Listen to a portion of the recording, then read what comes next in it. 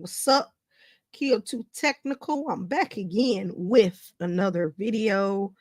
And today I just wanted to get on here and just talk about the OnePlus 12 that I have been using so far.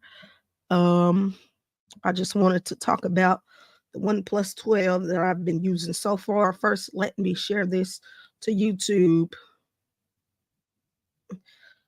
so people can come on and hang out with me if they want to hang out. If you don't want to, I understand because, like I said, I do not ever plan these things. Sometimes I just feel free and I want to hop on and do a live stream. So I just hop on and do a live stream. I got CJ Gadgets. What's up? How is your day?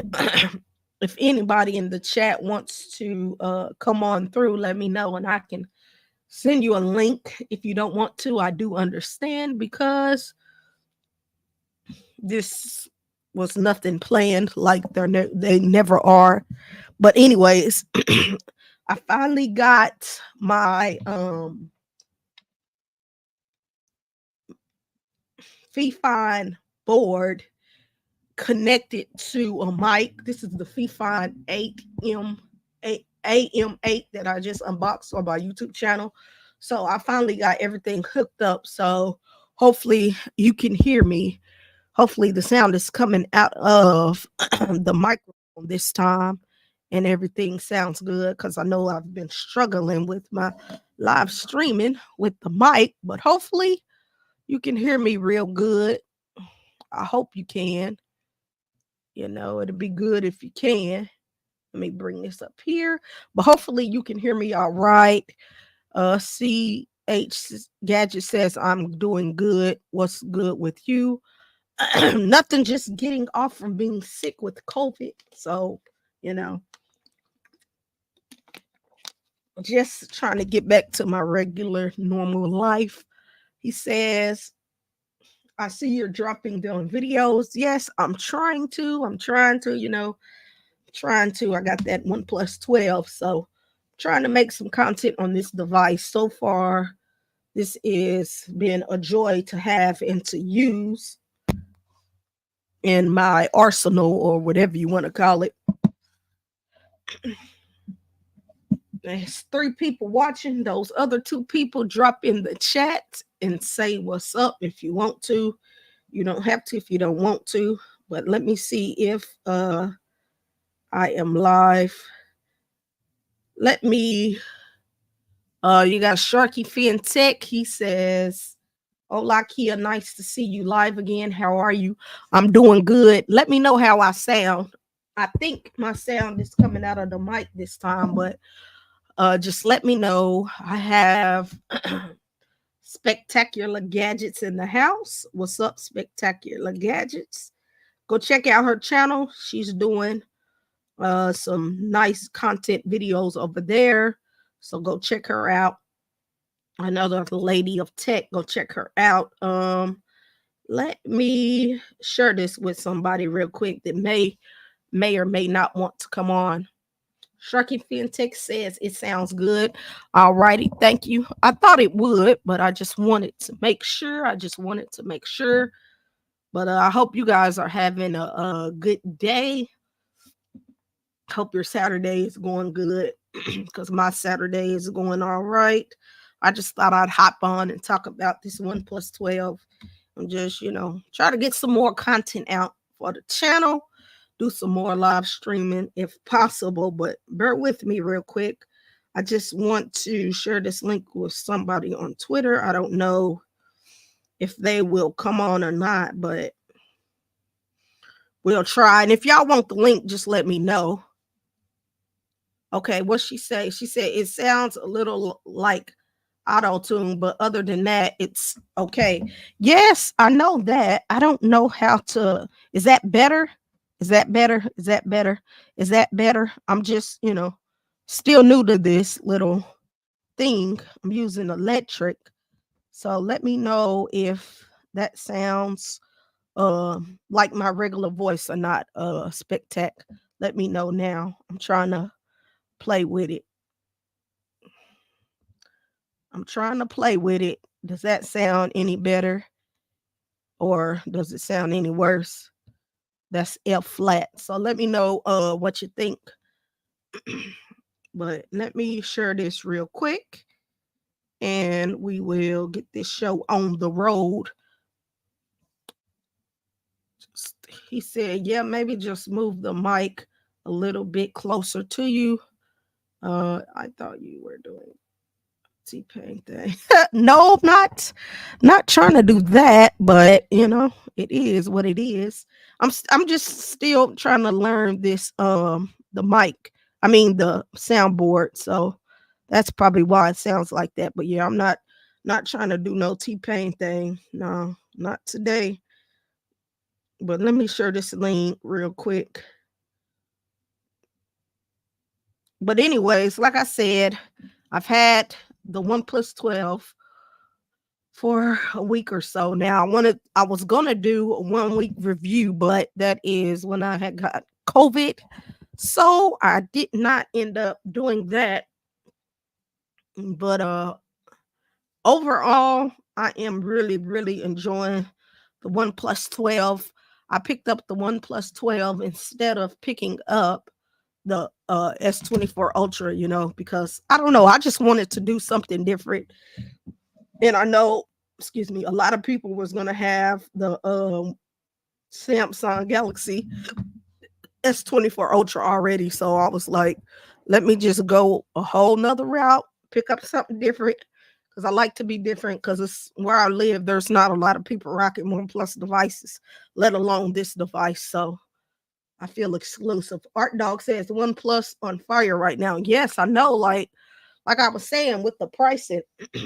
So I ended up trading in my iPhone 13 Pro Max. They gave me $500 off, but I also had a 30% discount code. It was good until a certain time or whatever.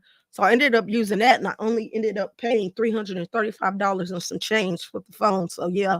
And then I also did the upgrade to where I got the 16 gigabytes of RAM, 500 512 gigabytes of storage. So you know, I had to cop that. I had to do it. No, I don't have the OnePlus open. I have the Z Fold 3 and the Pixel Fold and the iPhone 15 Pro Max. I do not have the OnePlus open. That one was a little too pricey for me to get. And I didn't really have anything to trade in at the time for that one. But I got this OnePlus 12 and I am really enjoying it so far. But like I made the video the other day, 2 dislikes, you know. I don't like how you cannot get rid of your Google home feed. So this is like basically on there. I wish there was a way I could cancel it out without downloading Nova Launcher because I don't want to download Nova Launcher on this device at all. I want to use it as stock as normal, you know, just with my icon packs icon pack running on top of it. But yeah, I do not like how you cannot get rid of the Google feed bar on the side.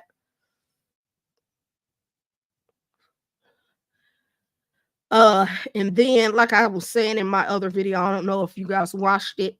I don't really care that this device still does not have up-to-date security patch, but like I said in that video, I knew what I was getting myself into, but I just felt like that should have already came with this year's security patch, not last year's. Spectacular says, I still have my OnePlus open, but it's on the shelf while I use the S24 Ultra. See, right. And I have my Google Pixel Fold. I'm going to make a video probably about that later here. I was using my Google Pixel Fold, but my Google Pixel Fold is on the shelf so I can use my OnePlus 12. So, you know, when I get a new device, I like to actually use it because I feel like you cannot give good thoughts and a good review on a phone if you're not really using it, you know. So that's what I'm doing right now.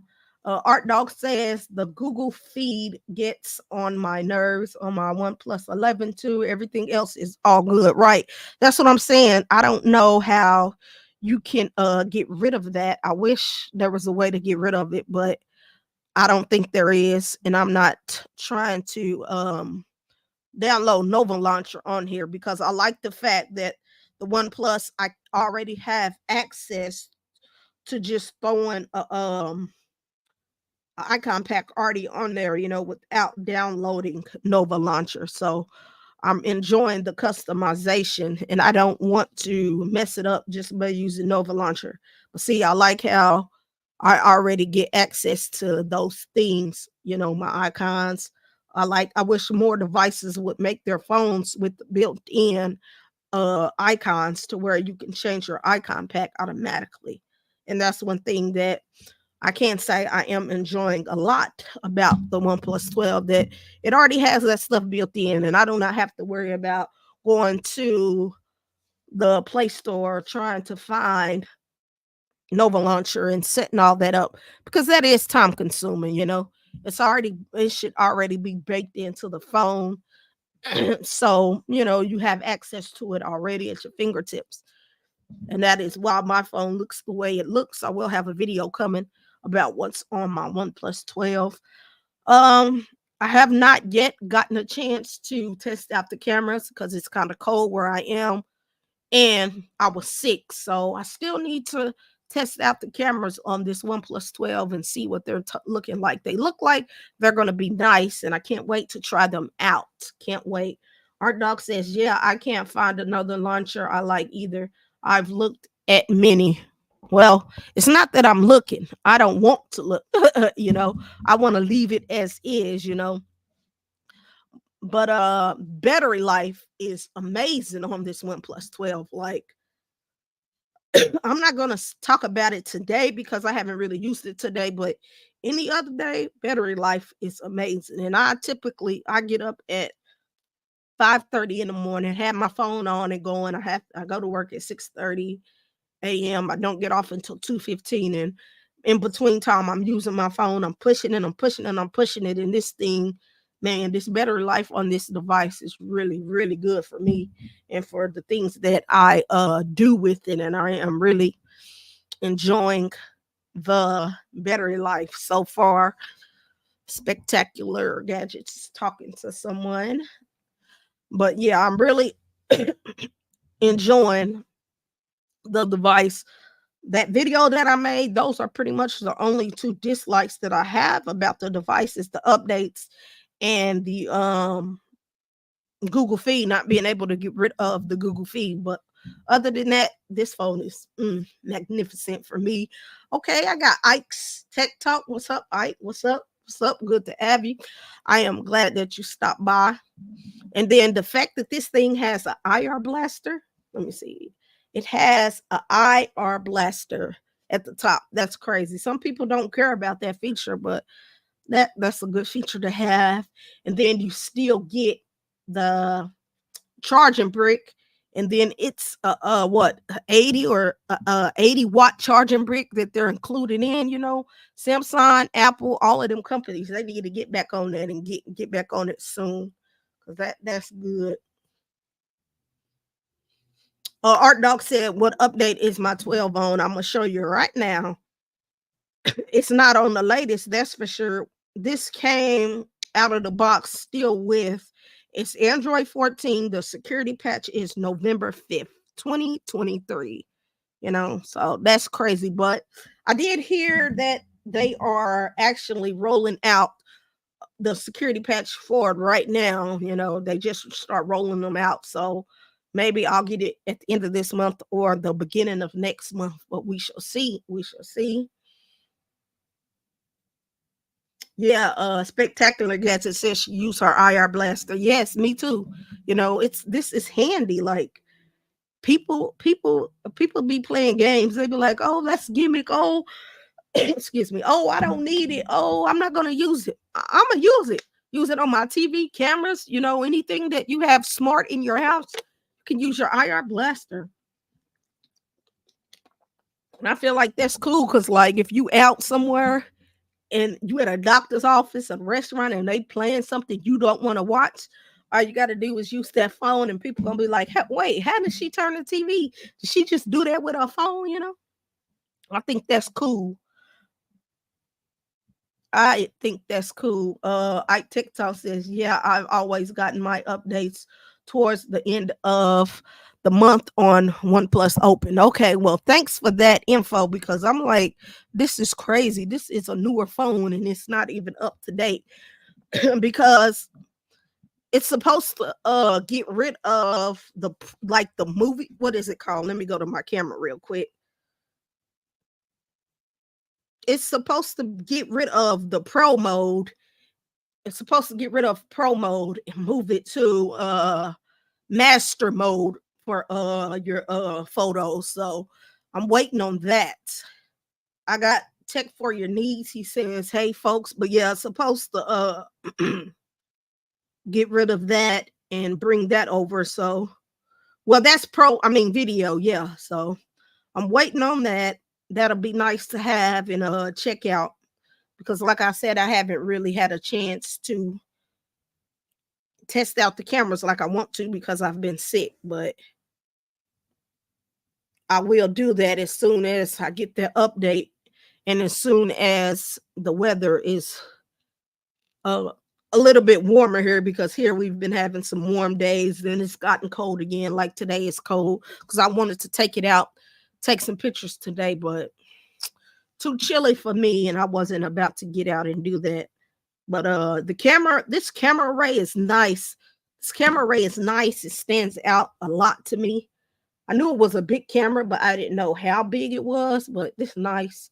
It does kind of look like a stove, an eye on a stove, but other than that, it's nice. It's nice.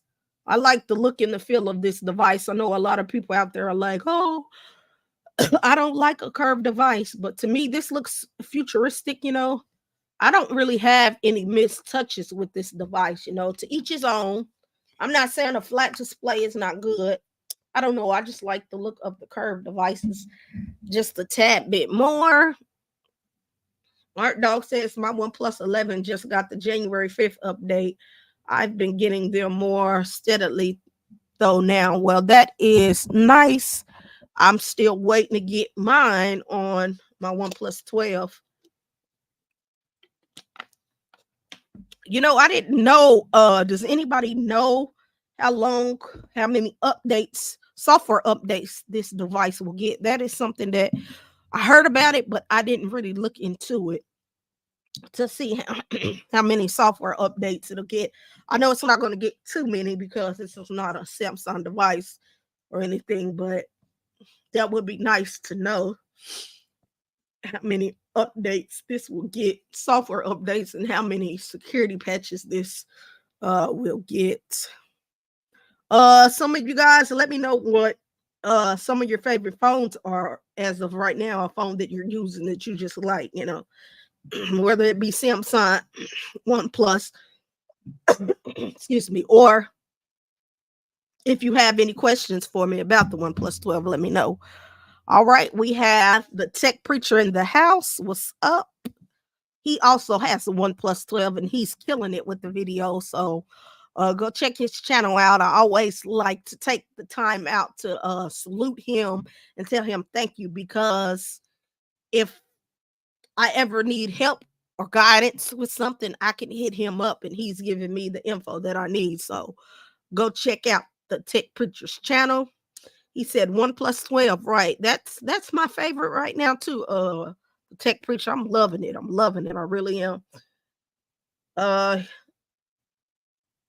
It's supposed to be 4 Android updates and 5 security patches. That's not too bad. That's not too bad.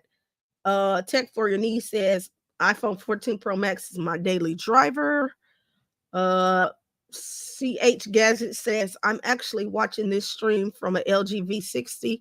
No cap. Okay, yeah, I know. Hey, I know you LG V60 people are out there. And the Tech Preacher, hey, he rocks hard with his LG V60. And that's what I'm waiting on. Hopefully he'll make a video, a comparison, with the OnePlus 12 and the LG V60. I would like to see how those two match up together, because even though people do not like the LG V60 because it's old, I still think that is a great phone to have, just because the photo quality and it has the DAC and all of that. Art Dog says, I just got through watching Easy's OnePlus video. Great work. Right. He does amazing work. Like, what I do is nothing compared to him, but he does amazing work and I enjoy his videos. LG V60 is my favorite. Wow, that's crazy. So LG V60 is your favorite compared over the 12. That lets you know something right there. That lets you know something right there. He said LG V60 gang in the house. Right. I had an LG V60 and it was amazing. I might have to get me another one just to have, and use for video edit, recording and so on and so on. Because that is, just a nice device to have down through the years, since LG does not no longer make devices. I still think that device is relevant and it's holding up to its own. It wasn't even supposed to get some of the updates that it's gotten, and it's still getting updates, and they're not even a phone company anymore. So that's crazy. I got Sean Robertson. He says, hi everyone. What's up? What's up? What's up? Oh, and another thing I like about the OnePlus 12 is like the brightness is crazy. You can go outside. Man, the phone does not look dark at all. And you can be in bright sunlight and you can still see what you are trying to do on the OnePlus 12. And I feel like that's what a phone should be capable of doing. And then I don't know. It's just like a good phone for the price, the bang for your buck phones, flagship killer, like everybody's saying. It really is. Sharky Fin Tech says, I'm still not 100% sold on OnePlus phones for my own use, but I do think that they're a solid alternative for Android users in the US. I've read many good things about the OnePlus Pad tablet. Yeah, to each his own. Some people is not going to like it because you have Samsung, king of all kings or whatever phones in America, but I wanted to give OnePlus a try. I had the OnePlus 10 Pro. I had a OnePlus Nord, and I liked what those had to offer. And I was like, I got to give OnePlus a try. And since the 12 came out and it had a lot of better features than 11, then I was like, yeah, this is the one I need to get. So I went and got it. And I have been enjoying it, so far. And I think I'm going to keep enjoying it. I don't think I'm not going to not like the phone. Like, I'm always picking this phone up and using it, and I don't know, and the display is amazing. I don't know, it just looks good, and then for the price that it was, I think that just ties it all together and makes it look even better, because there is other devices out there that will work for you. You do not just have to spend your money on Samsung always, not going to get the Samsung features, but you don't have to always just spend your money on Samsung because it's the known brand. Step outside of the box and try something different every now and then. And that is what I try to do. I try something different, something that I know another person is not going to have. You can't beat it for the price, right? Today, I feel like, do you want to come in and join me? Let me know. If so, I can drop you a link. My bro, BG Tech Life, is in the building. He's also making some killer content, so please go check out the bro. I just recently returned to OnePlus. My only other was the 5T. Don't think it'll be that long again. Yeah. I mean, hey, I like OnePlus. I ain't gonna lie, And then the fact that you can get their devices globally and unlocked, you can use them anywhere.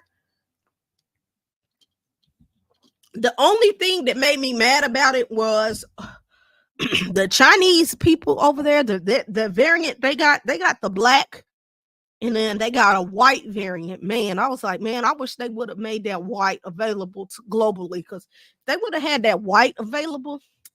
That's the one I would have got for real. That's the one I would have caught. BG Tech Life says OnePlus definitely bringing it right.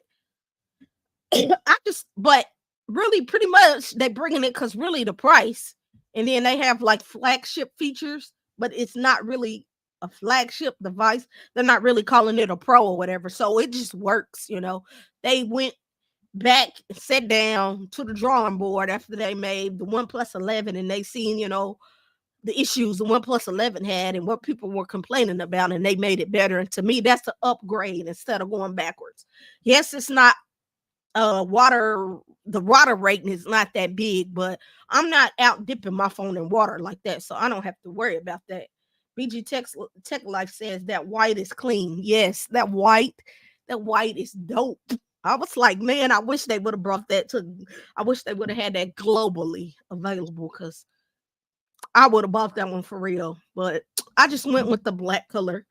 That green is nice too, but you gotta be a fan of green in order to just pick up that phone. I know Tech Preacher has green and it looks nice, but to me, this black was the one for me. This is the one I had to go with.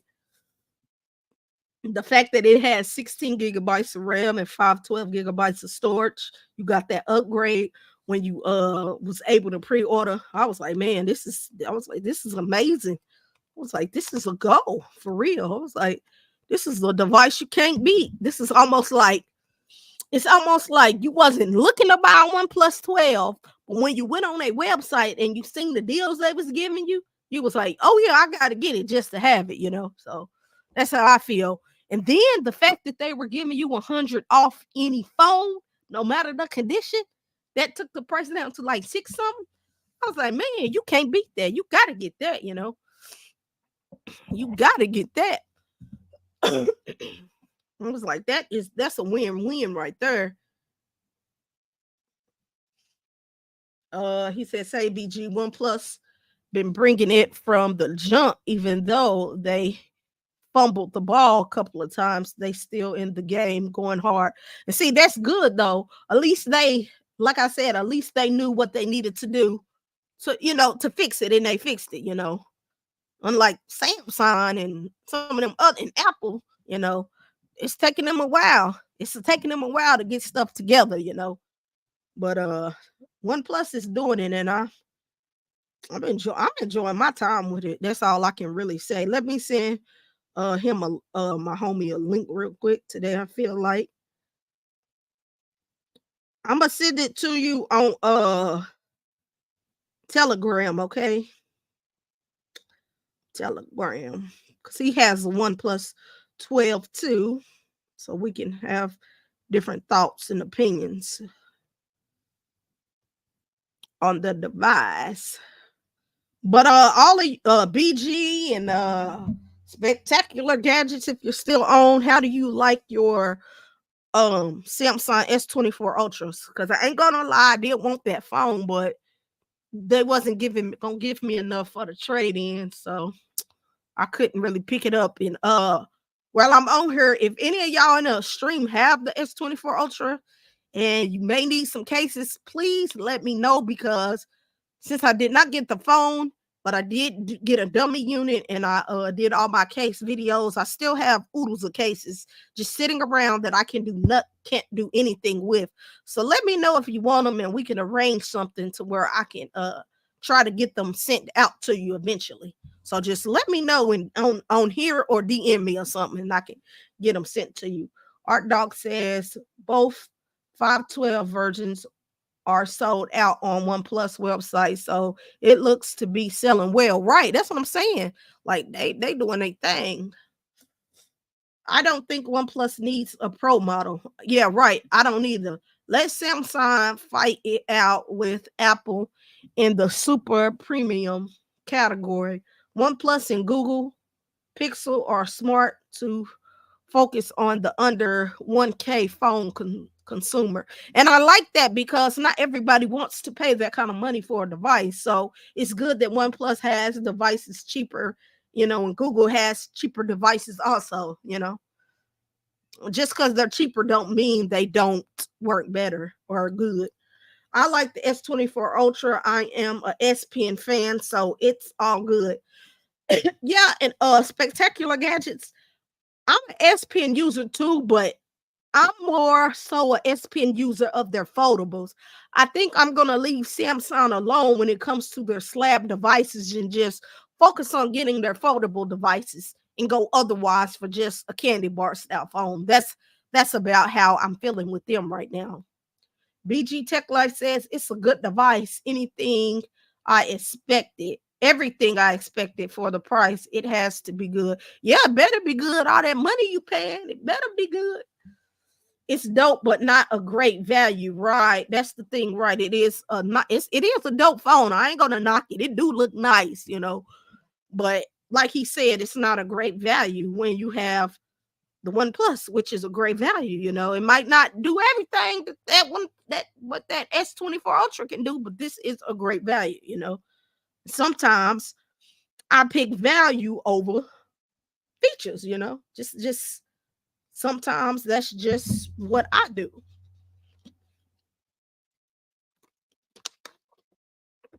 So that is what it is. And I've noticed since I've got this OnePlus 12, I've gotten a little bit more subscribers and viewers watching those videos and coming to my channel. So that's a good thing too. So that helped me out a little bit. Today I feel like just let me know when you're ready to hop on so I can get you in here. We can get this live stream going. But what phones are you guys looking forward to this year? I know we still have Samsung, the Z Fold 6, which that's the phone that I plan to get next to get rid of my Z Fold 3. So I'm ready for that. And if they're changing it how I think they're changing, it's gonna be nice. What is you guys' thoughts on the Google Pixel Fold? Because they're supposed to be changing up the design of that, and that's coming later on in the year. And then what is you guys' thoughts on the new design of the Google Pixel 9, 9 and 9 Pro, because they're changing that. They're changing the design and look of that up too. Just let me know what y'all looking forward to this year. Like I said, I'm looking forward to the Z Fold 6, and I think that's going to end my phone buying of this year because I just plan to uh upgrade 2 phones a year, at least try to, then maybe pick up a budget phone when I can. So let me know. Okay, I have my friend B Tex Reviews. He says, "What's up?" He said, "Ready then." Okay, I'm just waiting for you to come on, I guess, so I can add you to the screen. He said he's ready, he thinks. Okay, just hop on in and then I can add you because it's not showing you up here yet. I can only have 2 people on though because I don't have the paid version.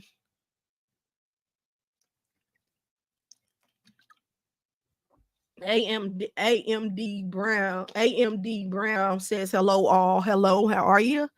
Um B Tech Review says, "How's the new mic?" Well, you let me know. I'm using it right now. And it is working good with the soundboard, the Fifine soundboard. So it is all cool. I'm just waiting for today. I feel like to hop on in here so I can add him and we can chat because I want to hear what he has to say about the OnePlus 12 because he has it also. But whatever y'all want to talk about, we can talk about. I know I titled it OnePlus 12, but hey, we can still jump around. We can go back to the OnePlus 12, or we could just move on to something different. Yes, he said, yes, he says, "Oh, nice, you got the XLR cable." Yes, and the good thing about this mic is that it does the XLR cable, but it also can be USB type C, so that's a good thing. Sharky Fin Tech says, "I'm loving I'm loving the rumor that the Pixel Fold 2 may have the Tensor G3 chip. It should have the latest given the price point. But wait, I thought it was going to skip the G3 and go to the G4 actually, unless I heard that wrong.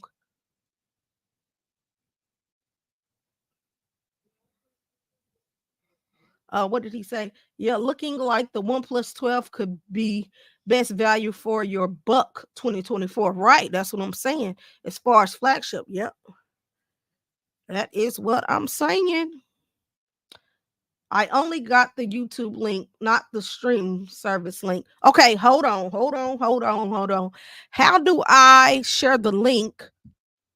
Uh, how do I share the link to him, the StreamYard link? Because I'm on StreamYard now, but how do I actually share the link? Because that I do not know. So if somebody can tell me real quick, then I can share this with him so we can get him added on to this.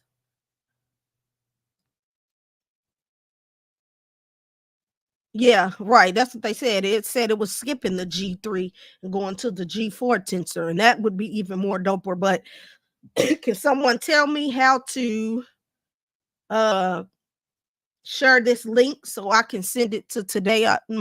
Today I feel like so I can get him in here since he's free. I want to be able to chat with him. He said I meant the G4. Thanks for correcting me. Right. I was like, wait, not the G3. I was like, they said they was gonna get the Tensor G4 chip. But it's all good. Can somebody tell me how to share it though, please? Because I don't know how to share it. I don't know where to go to share it, is what I'm saying. Let me ask the chat.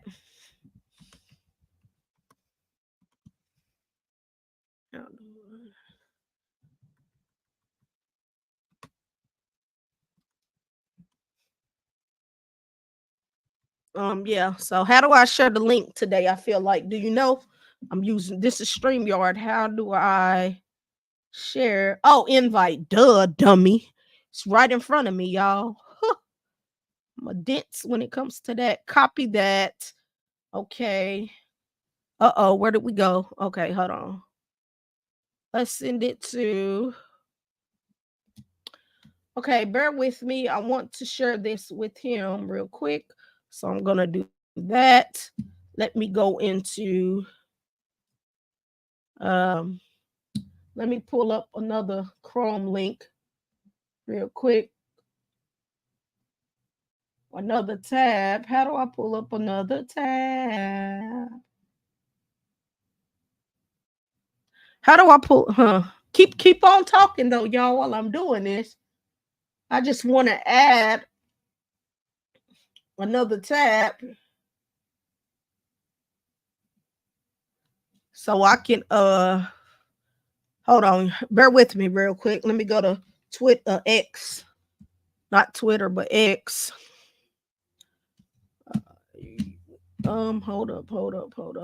Hold up.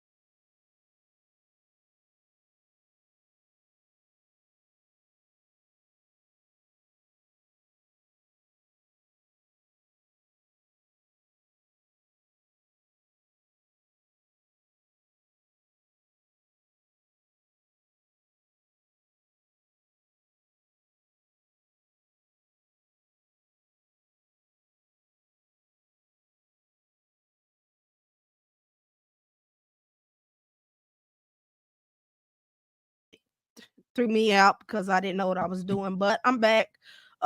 Today I feel like, let me know if you got that link. I just sent it to you in on Twitter, so let me know if you got it. I got to learn how to multitask on this on this thing because it threw me completely out. But I'm glad the chat did not shut down or anything, because that would have been crazy if I would have had to start over. But let me know if you got that link, and I will wait for you to come on in and tell me you got the link. But I did send you the link, so just waiting for you to come on in so I can add you and we can chat it up. But sorry about that, guys. I'm back. I know I had 12 of you watching. Now I went down to 9, probably because I messed up, but I'm back.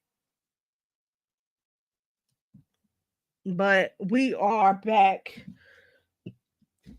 rocking and rolling. That design that they had with the new Google. Oh, here he is. What's going on? How are you? It's good. Had to work through those StreamYard kinks. Right. It threw me out because I was trying to find Twitter, and I was like, I hope it didn't shut down the stream, but I'm back now. That's all right. Your people's hung in there with you. Yeah, I'm glad they did, because shoot. Man, so you guys are talking about the OnePlus 12. I have to say, I'm loving this phone. And I've been going back and forth because I wanted the OnePlus Open, and I ended up OnePlus actually sent me the 12. Oh, so they actually sent you the 12. Okay, cool. Yeah, they sent me the 12, but I had to buy the Open, and I actually got them both on the same day. So, well, you you lucky, because I hit them up. I hit a guy up. I don't know who I hit up, and I forgot how I found it, but he was like, sorry, not at this time. If you get more followers, and then later on we'll go back and look at your channel and maybe be willing to send you something. So I was like, what the heck, I'll just buy it, because I wanted it anyway. So right. Yeah, it's funny, is I actually went to CES specifically for the reason to meet the OnePlus 12 team, because I was like, I want the Open. Right. And I was like, if I spend the money to go out to CES, if I go out to Vegas and I spend the money to go out there and I actually get the OnePlus Open, it will have, that trip will have paid for itself. Well, but you got it though. they said they were going to send me the Open, but they didn't send me the Open. Instead, they said, we can't send you the Open. Open, okay. Yeah, they said we can't send you the Open, but we can send you the 12. And that was because I think, because by the time I got to them, the Open had been out for a while. The 12 was coming out, so they were, when I went to meet them in their suite, they were actually doing a presentation about the 12 and the 12R, and so I got to see them a little bit early. But all the promotional stuff was heading towards the 12, so they were like, "We'll get you at a 12." So I was happy for that, and I've been using. That's good though. I've been using both phones, and it's hard when you get two phones you want out on the same day. You're like, damn. I know that's hard. That OnePlus Open looks tight, but it was out of my range. I mean, I would still like to get it at some point, but I didn't have nothing to trade that would bring the price down enough for me, to be like, oh, I'm gonna get it. Well, I have the Z Fold 4, and I had the Z Fold 4, and I have the S23 Ultra, and I didn't upgrade to the S24 Ultra because I just didn't really see much of a difference in like the hardware. Right. And it seemed like all the major upgrades were on the software side, and everyone kept saying, I think Samsung even said it, that a lot of those features, a lot of those AI features are going to be coming downstream to the other Samsung devices, especially the devices that are more robust and can handle it, like the S23 Ultra, the Z Fold series. And so I was like, there's no real reason for that. Like one of the main reasons I love my S23 Ultra is because of the camera array. I love that 10x zoom, and when they took it away, I was like disincentivized to go and get the S24. Right. So, and so I was sort of holding on to my Z Fold 4, and I was like, you know what? I'm just gonna trade it for the OnePlus Open and get it. And I was like, And I was like, but what? And I kept thinking, well, what if this? Because I was like, I know I want the Z Fold 6 when it comes out, partly to test it and review it, partly because I just want to daily drive it for a while. Oh yeah, and I'm gonna get that one because I'm gonna get rid of my Z Fold 3 for that. Like the Z Fold 3 has to go. And I've seen, well, if they're gonna make it how I think they're gonna make it, if they stick to that design, I'll love it. Yeah, I kept thinking, what if I trade in my Z Fold 4, and then I want to get the Z Fold 6? What am I gonna do? And I was like, they offer. I was like, I still have my S23 Ultra. I was like, they usually offer about the same trade value for the S series, the Ultra S series versus their Fold series. So I was like, I can trade in my S23 Ultra for the Z Fold 6. Now, when do they give you more for folded phones towards a folding phone? Because I never traded in a folding phone for another one, so I don't know how that works with Samsung. Like they generally give you what I have seen with Samsung is that if you have one of their flagship phones, they have given you about the same value. So like when I was getting my I think the Z Fold 4, I think they offered like $1,000 trade-in value for the Z Fold 3. And then they also offered like $1,000 trade-in value for the S22 Ultra. Oh, that's not bad at all. And so it was about the same. And it's funny, when I was looking at this phone, the OnePlus Open, I noticed that they were offering actually $1,000 for the S23 Ultra, and they were offering $990 for the Z Fold 4 Ultra. So I thought about trading in my S23 Ultra. No, keep what you got. keep the 12 and keep the Fold, because it's two different things. Even though it's the same brand, but it's two different worlds that you're I'm gonna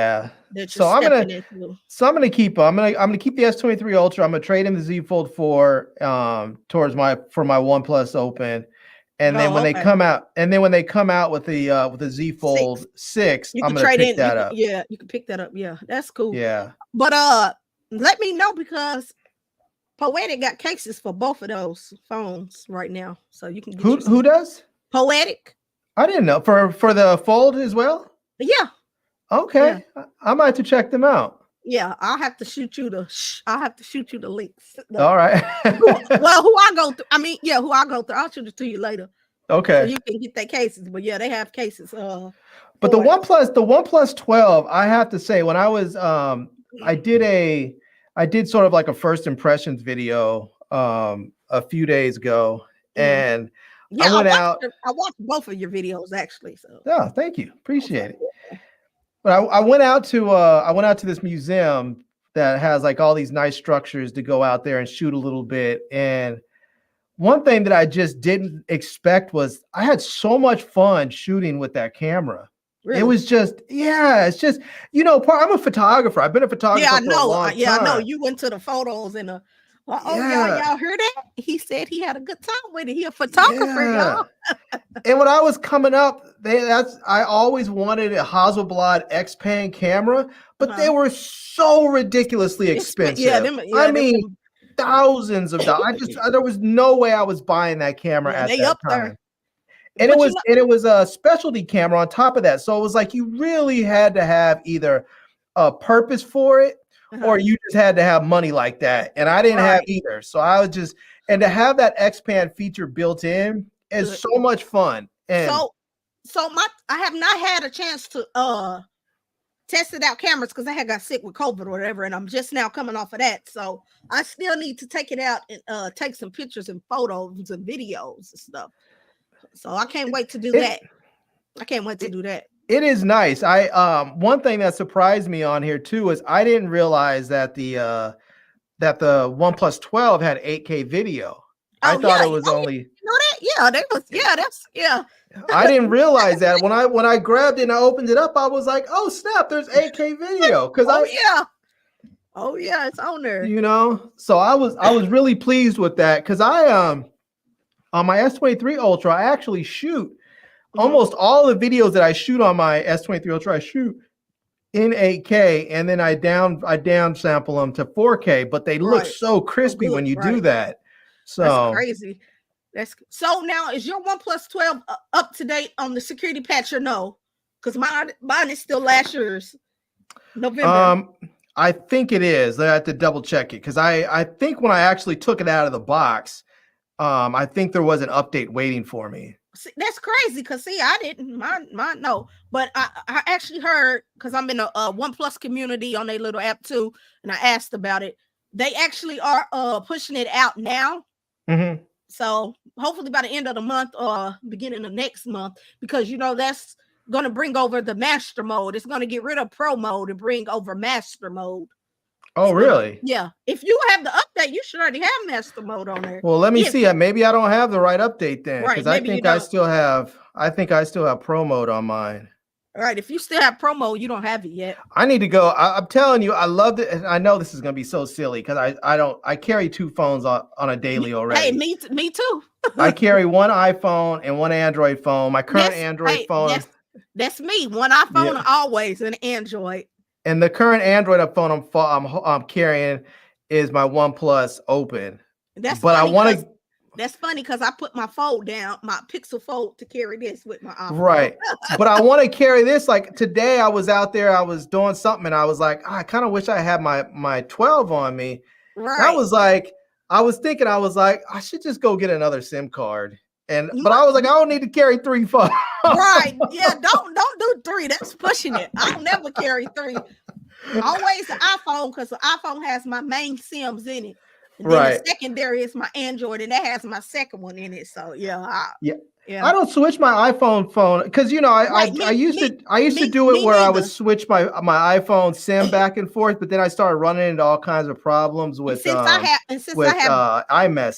And see, I have the eSIMs in the 15 Pro Max, and that's perfect because that SIMs never goes anywhere. It's my Android devices. So yeah, that didn't bother me. The eSIMs didn't bother me with that. Yeah, I still have the 14 Pro Max. That was, this last year was a very funny year for me with cell phones because normally I would upgrade every year my new phones. And this last year, and it was like the first year I didn't upgrade. I didn't upgrade my iPhone. I looked at it. I just said, there's not really enough. I was like, they upped the price. They did. You want to know what I do? Okay. With the iPhones, I never do every year. I do every other year. So I won't get the 16. I'll wait and get the 17. Yeah. So that's how I have to do it with the iPhones because they don't change enough for me to just be rushing out there getting it like that. Yeah, I generally would upgrade my iPhone every year, and I have a friend of mine that would usually buy my phones from me. So I usually would do about I didn't really try and sell it for much more. I would either sell it to him just a little bit more than what Apple would offer, or for a trade-in, or about the same price, just because he's a friend. But this year I was like, I didn't really see a whole big upgrade different, big upgrade with the 14 to the 15. So I just stuck with my 14 Pro Max. But I didn't upgrade from the Z Fold 4 to the 5 because the same thing, I didn't see a big upgrade and I didn't want to pay the difference. They didn't offer, the trade-ins weren't as good. Right. And so the incentives weren't as good. I didn't see as big of an upgrade, so I didn't do it. And then I didn't upgrade to the S24 Ultra because of the same thing. I didn't see as big of an upgrade. They did have decent trade-ins this time with the S24 Ultra. They had good incentives, but I just didn't see the value in upgrading from the S23 Ultra to the 24. So I was like, I'm just gonna wait. And that's what I have to do now. I can't be every year. I can't always go after it. I have to pick and choose. Some years I'll upgrade, some year I won't. So like I'm hoping we can get our views and our subscriber numbers up enough that we can get free phones and stop having to buy this stuff. Because I don't think people understand out there when you try and review phones. These phones, yes, these phones are a grip. If you go buy a new iPhone, you're talking about because if you buy an iPhone, if you're going to review it and just take it right back, okay. But if you plan on keeping it, you want to buy a phone that you're going to actually use every day. And for me, because I shoot a lot of photos and videos, I'm talking about buying like a 512 or a 1 terabyte model. So I'm talking about like Right. 13, 14, $1,500 for a phone. That's a lot of doggone money to spend every year on a phone that Heck really yeah. hasn't changed a whole lot. And I ain't got that kind of money to just be doing that all the time. But yeah, but hey, your views is up though. You got better. I mean, look at you. You got the OnePlus 12. I had a bye, you know. So well, at least you getting there. You there. I made a point. You know, I'll tell you what. It's a lot harder for people to say no to you when they look you in the eye. So when I went to CES, I went and found. You talked to them. I went to the OnePlus team and I said, "Hey, I want to review your phones." I was like, "Look, I have a decent sized channel, but my views are not super high. I'm working on it. I was like, I'm transitioning from one sort of niche to another. I want to review your phones. Can you guys get me your products?" And they said yes. They looked at me, they said yes, and then after that, I started hounding them. It was one of the guys that I was sort of hounding. He had gone to India for a OnePlus event, so I didn't really get to. I sort of touched base with him after CES, and then it took a little while for him to actually get whatever through. So because I think that's what happened to Latrell. You know him. He went. You know, he reached out to OnePlus or whatever, and the guy he reached out to was out of town, but he was like, "I'll send you something," and he sent him 3. So he keeping one. He's giving 2 away. So I think he has. Actually, I watched his live stream today. He said he has to send them back, I guess. So, he does. Yeah, he said. I guess they reached out to him, told him it was like a accident error or something. Yeah. Oh, okay. So. I was wondering. I was like, dang, 3. Yeah. So, but yeah, I'm hoping that I can get some phones in the future. There are. I would love to try some of these Chinese phones that they just don't sell here. Oh, yeah.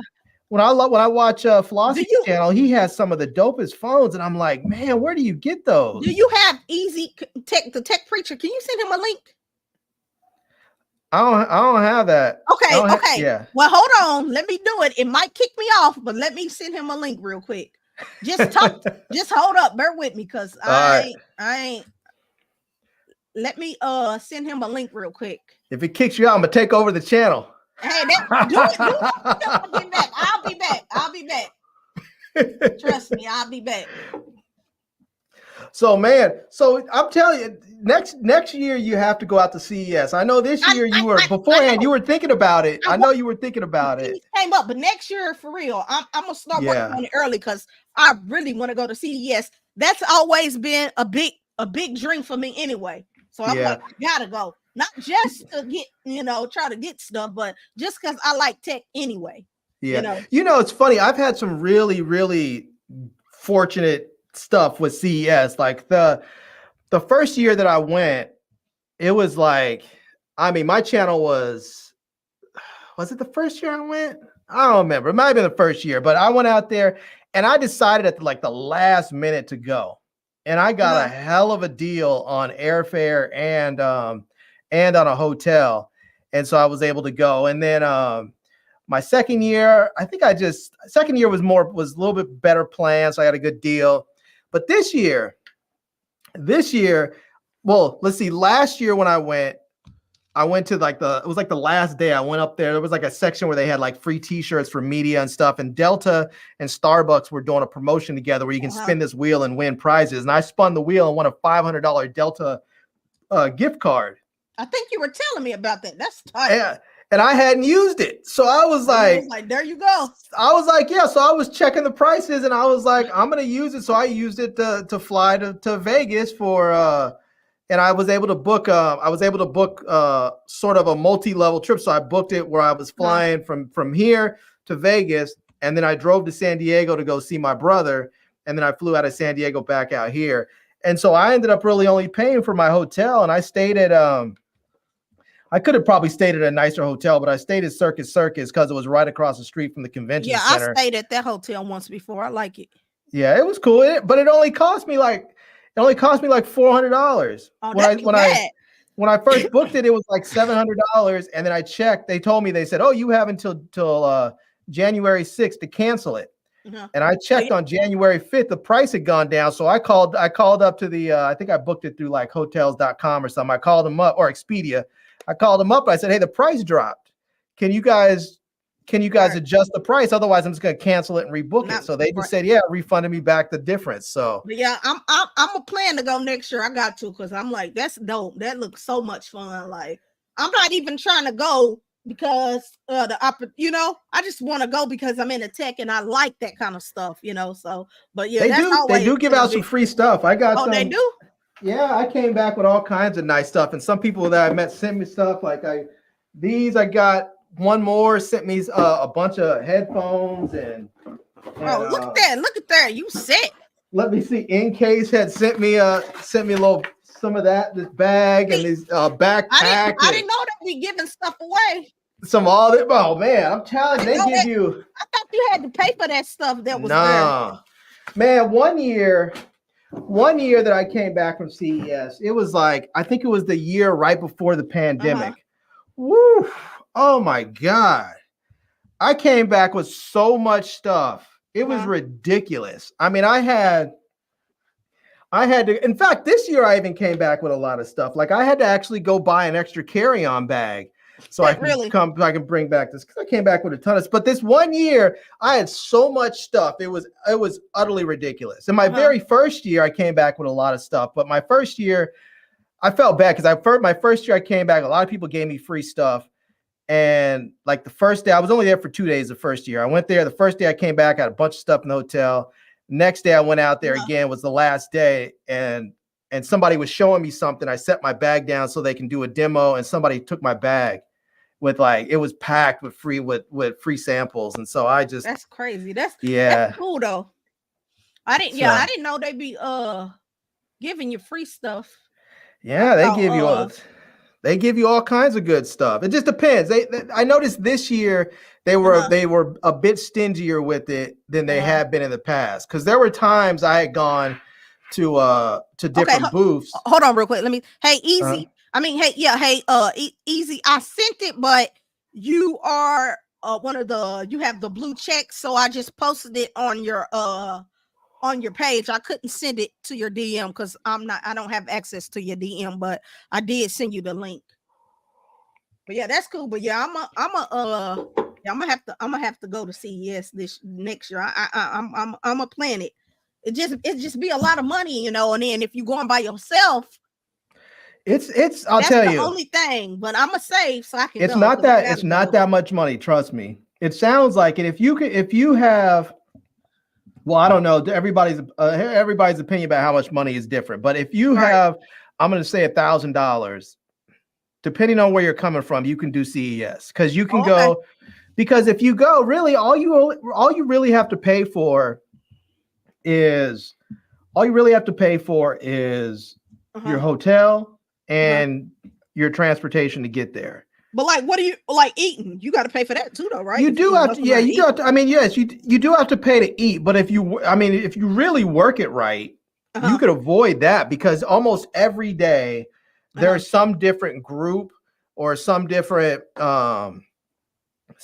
company or group that's hosting a breakfast. So if you really want to work it, excuse me, you can just make sure that you are signed up to go to one of these breakfasts, and then every day if you're an influencer, you can, when you sign up to go to CES, instead of trying to pay to go as an attendee, you basically write to them and say, hey, I want to go, and they'll tell you what the requirements are as far as viewership and all that stuff. And if you meet the requirements, then you go as a member of the media. And every year they have a media section in the convention center where they offer free lunch. So they have free lunch. It's like a section that's cordoned off that's only for media folks. And they have free lunch there. They have coffee and tea all day long. They have snacks and stuff all day long. Ooh. They have free Wi-Fi that's actually better than just like the Wi-Fi that's in the convention halls. So if you're trying to actually upload something, you can go there and get it uploaded quickly instead of trying to use the the super impacted Wi-Fi. Yeah. So, so I mean, you could get away with even just having lunch there, and then dinner, same thing. Almost every night, there's somebody that's hosting some sort of party or event or something. You can go there and eat and drink for free if you want to. But ooh. I mean, it's not like it's expensive. You can always just go there and go to In-N-Out Burger. I'm not saying it ain't. I'm not saying it's expensive. It's just, you know, throughout the year I'll be spending money on tech and other stuff. Right. But that's money I could be putting up for CES, because I do want to go. The most expensive, if you're going to go, the most expensive part of it is going to be probably your hotel. Right. That's yep. Yeah. And but if you find a good hotel deal, then you'll be straight, you know. So that's probably something that you would want to look into how soon though, on booking a hotel for that and stuff like that. That's another thing. Like, if I'm gonna go next year, I need to have this stuff planned, you know. I mean, I do my stuff. I do my stuff sort of last minute. I didn't book my. See, no, I ain't doing no last minute stuff. I didn't book my CES trip this year because I don't think I booked it until like right after, like maybe right before New Year's or maybe right after New Year's. It was real. I mean, it was on the 9th, so it was like less than a week. I had mine's ready. I had the money to pay the little fee or whatever, and I had my little badge, but then something came up and I couldn't finish the rest of the, find out the registration.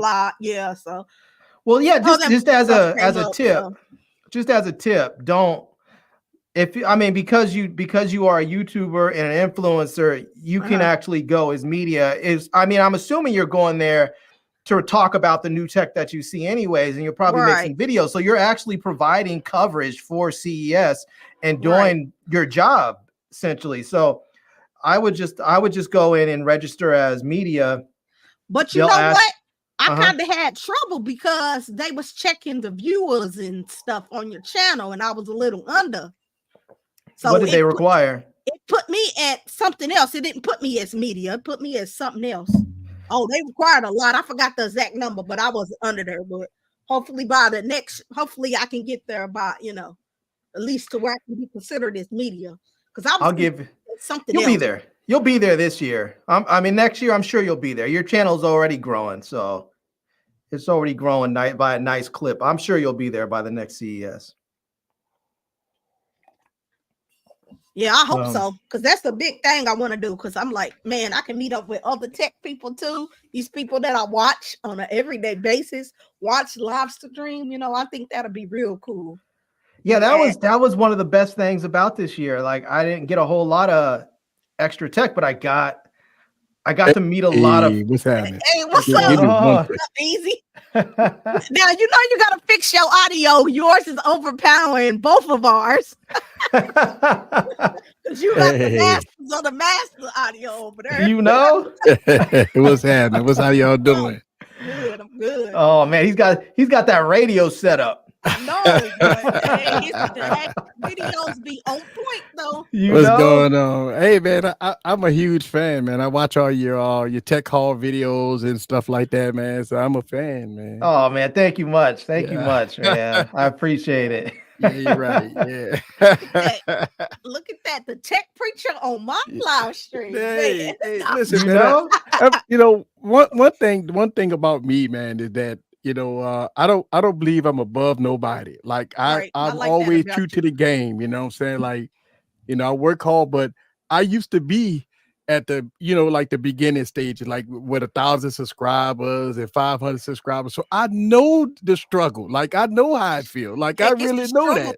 Real. So I mean, I'm in my studio every day. I work every day. I work hard every day.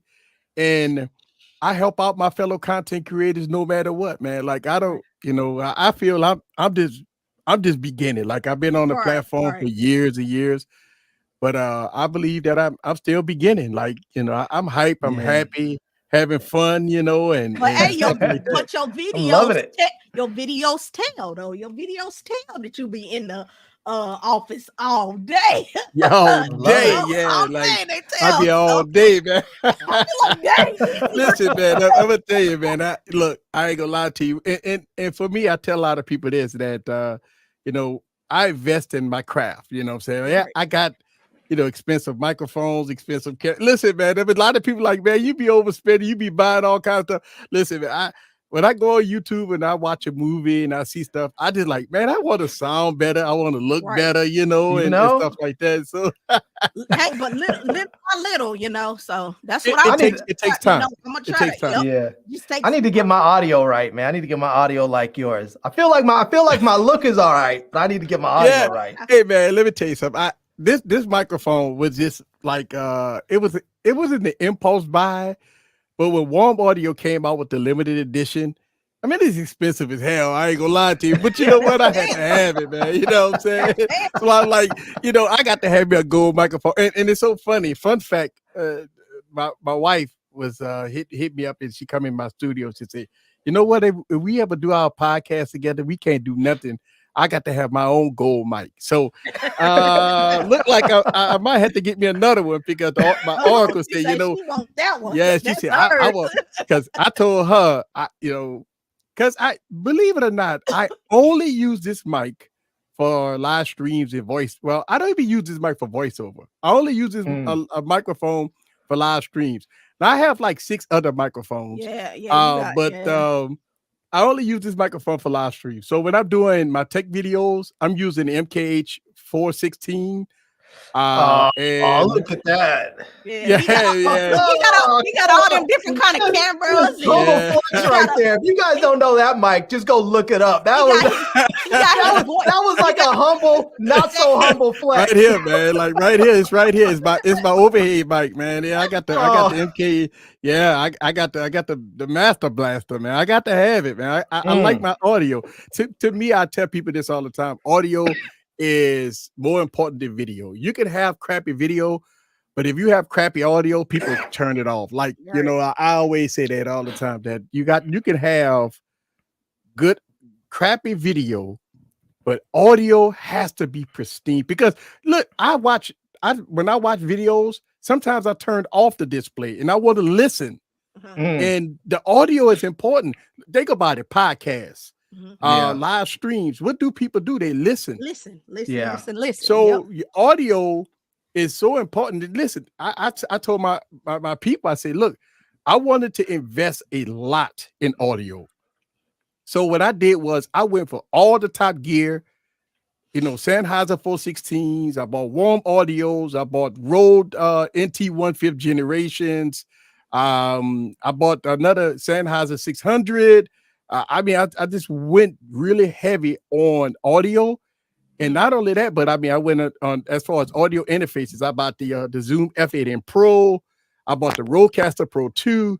I got the Roland SR20. You got it all. You got it all. I wanted to go real heavy on my audio, so that's why I did that. So, but like I said, it shows in your videos too, and I love watching your video. Thank you, man. I've been looking at that 416. I've been looking at that 416 for like a decade, man.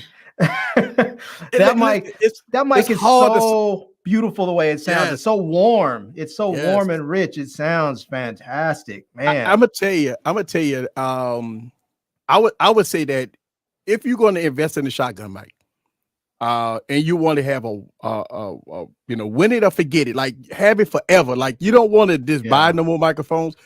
The 416 is definitely probably going to be the one to buy, or get the Sennheiser 600. That's right under the 416, which is a nice priced. And I got comparison videos on my YouTube channel.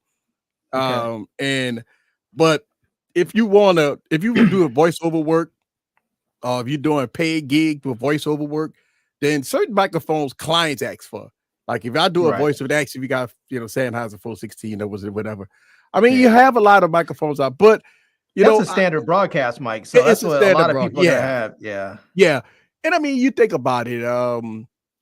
It's just not the microphone. You still have to do a little tweaking in post. You have to add some, compression, equalization, or something like that. You still have to add a little, stuff in post to kind of enhance it. But overall, coming out of the microphone, you're getting a clean sound. So if you don't want to add too much equalization and compression in post, you can just rock it just like that. But that question is for you down there. What question? Let's see. The Norman. MK48. People are talking about some expensive mics now. Well, the sort of I think that's a new interface. And no, I was looking at the So for me, the interfaces, I was looking at the Apollo Twins or something like that. If I'm going to ever get another audio interface, it's probably going to be an Apollo. Look, I know nothing about audio. That's why I'm so quiet. I'm just listening. Oh yeah. Well, I'll tell you one reason why I'll tell you one reason why I haven't got that 416 is because I've been shooting with mirrorless cameras pretty much my entire video career. I was a still photographer before. When I transitioned, it was around the time Canon came out with their 5D, and it made that transition really, really easy for me. But because you can't get phantom power from the from mirrorless cameras, right. I was like, I don't know how I'm gonna power the mic. Now, technically, I do have, I have the Sony A7S III, which is what I shoot with in my studio here. But I could get that audio handle that they have for it, and then it'll run XLR. Then I can pull phantom power from it. So I could technically now get the 416 and make it work. I just haven't done it, because I couldn't get the 416. I bought the Rode NTG4, I think it was. Oh, that's a good one. Because it runs on battery, it runs on power. Yeah. And then Ceramonic sent me their Soundbird T3, which is what I've been using pretty much for the last couple of years, because I really like the way Ceramonic microphones sound. Something about them just like different. Some people will find like some microphones work better for their voice. For some reason, I think Ceramonic works well with my voice, except for that 416 works for everyone's voice. So, one thing about it is that 416 can work. I mean, it's a phenomenal microphone. Yeah. No, it's not a green screen. Actually, it is. I have my shelving here with my camera gear and stuff on there. On this side is a bunch of products that I plan to give away on when I do some of my further giveaways. If you guys haven't checked out my channel, I did a whole week of microphone giveaways, and I did a gimbal giveaway. Oh yeah. And I'll do like probably about once a month or so, I'll do a wine and winners giveaway. Basically, it's a live stream where I sit up there and drink wine and give products away. So it sort of became the first time I was doing a giveaway like that on the live, I didn't have anything to drink, and my wife had a bottle of wine in there. My throat was getting dry because I've been on so long. So I went and grabbed some wine, and somebody said it's a wine and winners. I was like, let's keep it. So easy. Your thoughts on the OnePlus 12 so far? So to me, after having over 200 smartphones, right? I look at, I ultimately look at price versus product, because everything that is expensive doesn't mean it's good. There you go. And for the past couple of years, I've personally seen a downtrend in Apple and Samsung when it comes down to these smartphones. A lot of people believe that Samsung and Apple's at its peak. I believe that Samsung and Apple's being lazy. And so when you have a device that's like the OnePlus Open and the OnePlus 12, at the price points that they're coming in, that's delivering a higher specs than Samsung, right? Better performance, and stuff like that, at a $799 price point, one may question Samsung taking away features. They talk about the flat display, but I mean, come on, let's be real. If you want a flat display, Samsung been making flat displays on other devices for a while. It wasn't no big deal.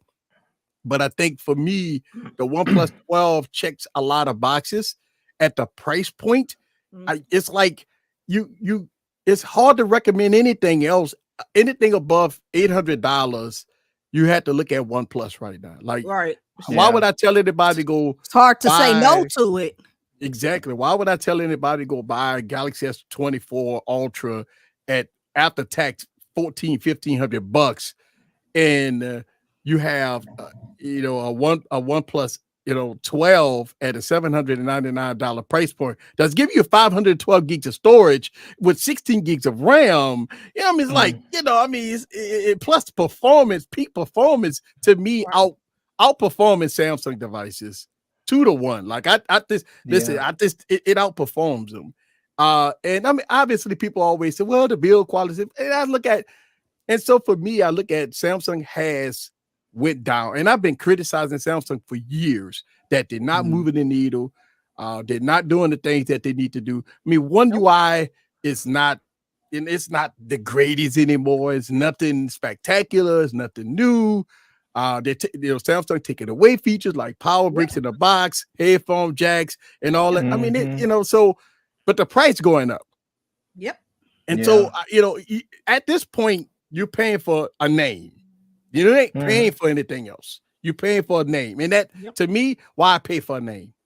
I'll tell you one thing that Samsung has done that has kept me coming back is their trade-in values have been always, not almost, well, say almost always, because like 2 years ago it's pretty trash, but they generally offer such good trade-in value for their phones that if you buy one and you upgrade every year, you can almost look at it as sort of like a lease. Like you're leasing a phone and then you're going to trade it in the next year.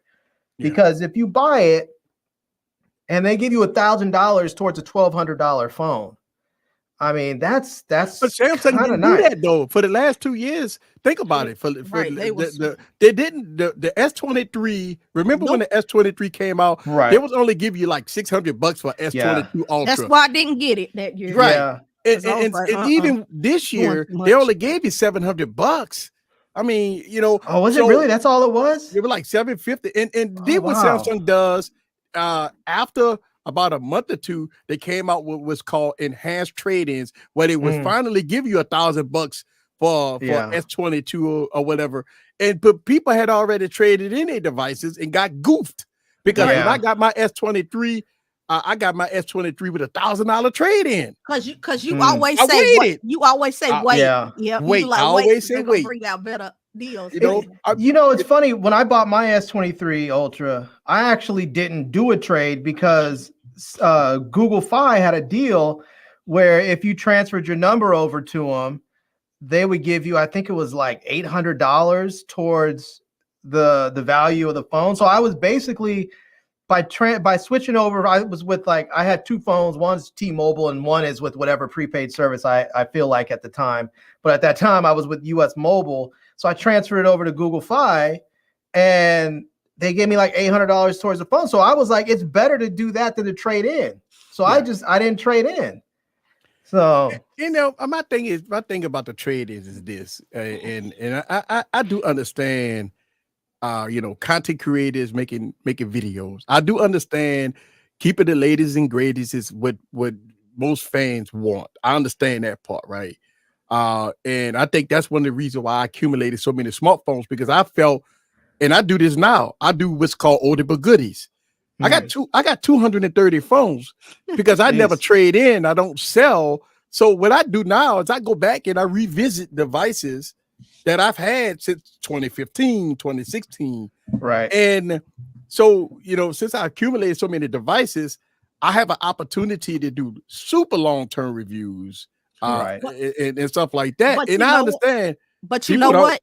They like those kind of videos. Absolutely.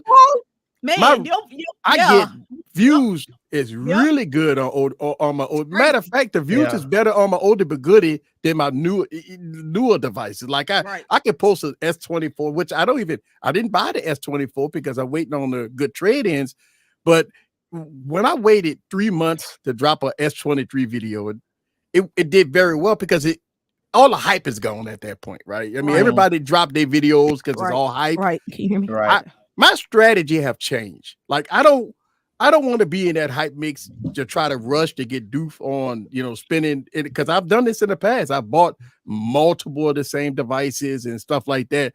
So my whole concept have changed. Like okay, my strategy is, okay, people drop their videos, people have fun, whatever, this, that, and that. I'm gonna wait, maybe 5 months to get an S24, maybe do some videos back then, later on and rock and roll with it, with some updates and do some feature packs or whatever, this, that, and the other. I might clean up in that aspect, 6-month reviews and stuff like that. That does very good. Yeah. Because I know I got my iPhone later than everybody else, but I did okay with my, bringing it out later. People still coming to my channel to watch it, Yeah. This is the first year since the iPhone. I can't remember since I think maybe since the iPhone 10 or 6 maybe. I think maybe I didn't get the 7. I think this is the first year since then I haven't upgraded my iPhone. I just didn't see enough value in it, and they weren't offering as much of a trade in there. I think they were offering I have a 14 Pro Max. I think they were offering like $650 for the trade in, and which wasn't terrible. Oh, I mean, like the end price would have been like around the same. It was basically about half off, but I just didn't see enough to get the new iPhone. And I was disappointed because I really wanted I wanted to have a USB-C iPhone. And now I'm gonna have to wait till the 16. I was like, I can justify it after 2 years. After one, and it's not really much change. I couldn't justify it. Right. Yeah. It's one of those things that if you look at, so I got the 13 Pro Max, right? And I actually love the phone. I passed on the 14 because it was not a great upgrade for me. And I got the 15 Pro Max. And I mean, look, going from the 13 to the 15, I mean, it's okay. iPhone is an iPhone. I mean, look, I look at an iPhone and I try to do videos on iPhone, right? And I can't. Like, I really nothing new to talk about. I mean, I look at an iPhone today compared to 3 or 4 years. I could pull out my iPhone 11, my iPhone 12, my iPhone 10, and I have them all. And I'm saying to myself, when I'll pull out my iPhone 10 and I pull out the iPhone 15 Pro Max, and I'm saying to myself, what is that to talk about with this? What I like about Android is Android have different varieties, different flavors. Yep. They give you opportunity to talk about different things. I can't. Listen, I sit up here one day, I got the iPhone 15 Pro Max, and I'm contemplating on how to make this video. And I'm saying to myself, what the F? Like, I can't.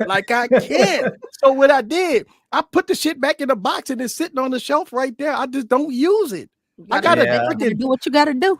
I had a $1,500 paperweight sitting over there. I just can't. I don't use it as a daily driver. I can't make videos on it because it sucks. And I don't I don't know what is it. So for me, I buy all the iPhones, but I don't use them. And you froze. There you go. Yeah, we were able to hear you. We just could. You were just frozen. Yeah. I was like, oh yeah. I'm sorry. Yeah. But yeah, I get all the iPhones. I buy all the iPhones, but I don't use them. And I don't know. I mean, at this point, I don't see me buying the iPhone 16, or maybe I might wait to the iPhone 17. Maybe I don't know. I just don't know. It's nothing to. And listen, I praise content creators that have a all Apple channel. Because I can't do that. That's hard. I can see myself. I sit up there and I watch their videos, and they talk about betas and changing the little icons and stuff like that. And oh my God, I'm thinking throw Nova Launch on the Android phone, and I can customize it the way I want to today. I don't have to wait till the next iOS. I don't have to wait till the next version of this. Right. If I want my phone to look like I got my Star Trek launcher on one of my phones, I love that. Like I don't have to have Android 13, 14, 12. Right. I can put a launcher on it and it works just great. Right. Yeah. Yeah. I will say that, like, I carry 2 phones. Kia was talking about the same, does the same thing. I carry an iPhone and I carry an Android phone. And I carry the iPhone almost exclusively for my family. That's me too. Because they're all on iPhone. Almost everybody. My wife, her sister, her father, my nieces, my nephews, my sister, everybody's all on iPhone. My brother's on Android, my mom's on Android, my stepdad's on Android, but that's it. Everybody else is on iPhones. And if it wasn't for that, like, I tried to get him to switch over, but my wife was like, there's no way I'm getting my 90-year-old dad to switch over at this point. And I'm like, I get that. Yeah. But if it wasn't for that, I would probably be a one phone person, but I carry 2 phones as a consequence. Listen, in my household, my wife, my daughter, they all rock iPhones. Oh, okay. Half of my family rock iPhones. My parents rock iPhones. So I do understand that iPhone. And listen, I got iPads, and that's the thing for me. I do use everything else Apple except a smartphone. So I do have, all the iPads, and I have the Apple Pro Studios and stuff like that. So I have all of that because when I edit my videos, I edit everything on my Mac Studios, right? I got all, for that. But I just, for some strange reason, rocking the iPhone as a daily driver is just something I can't do,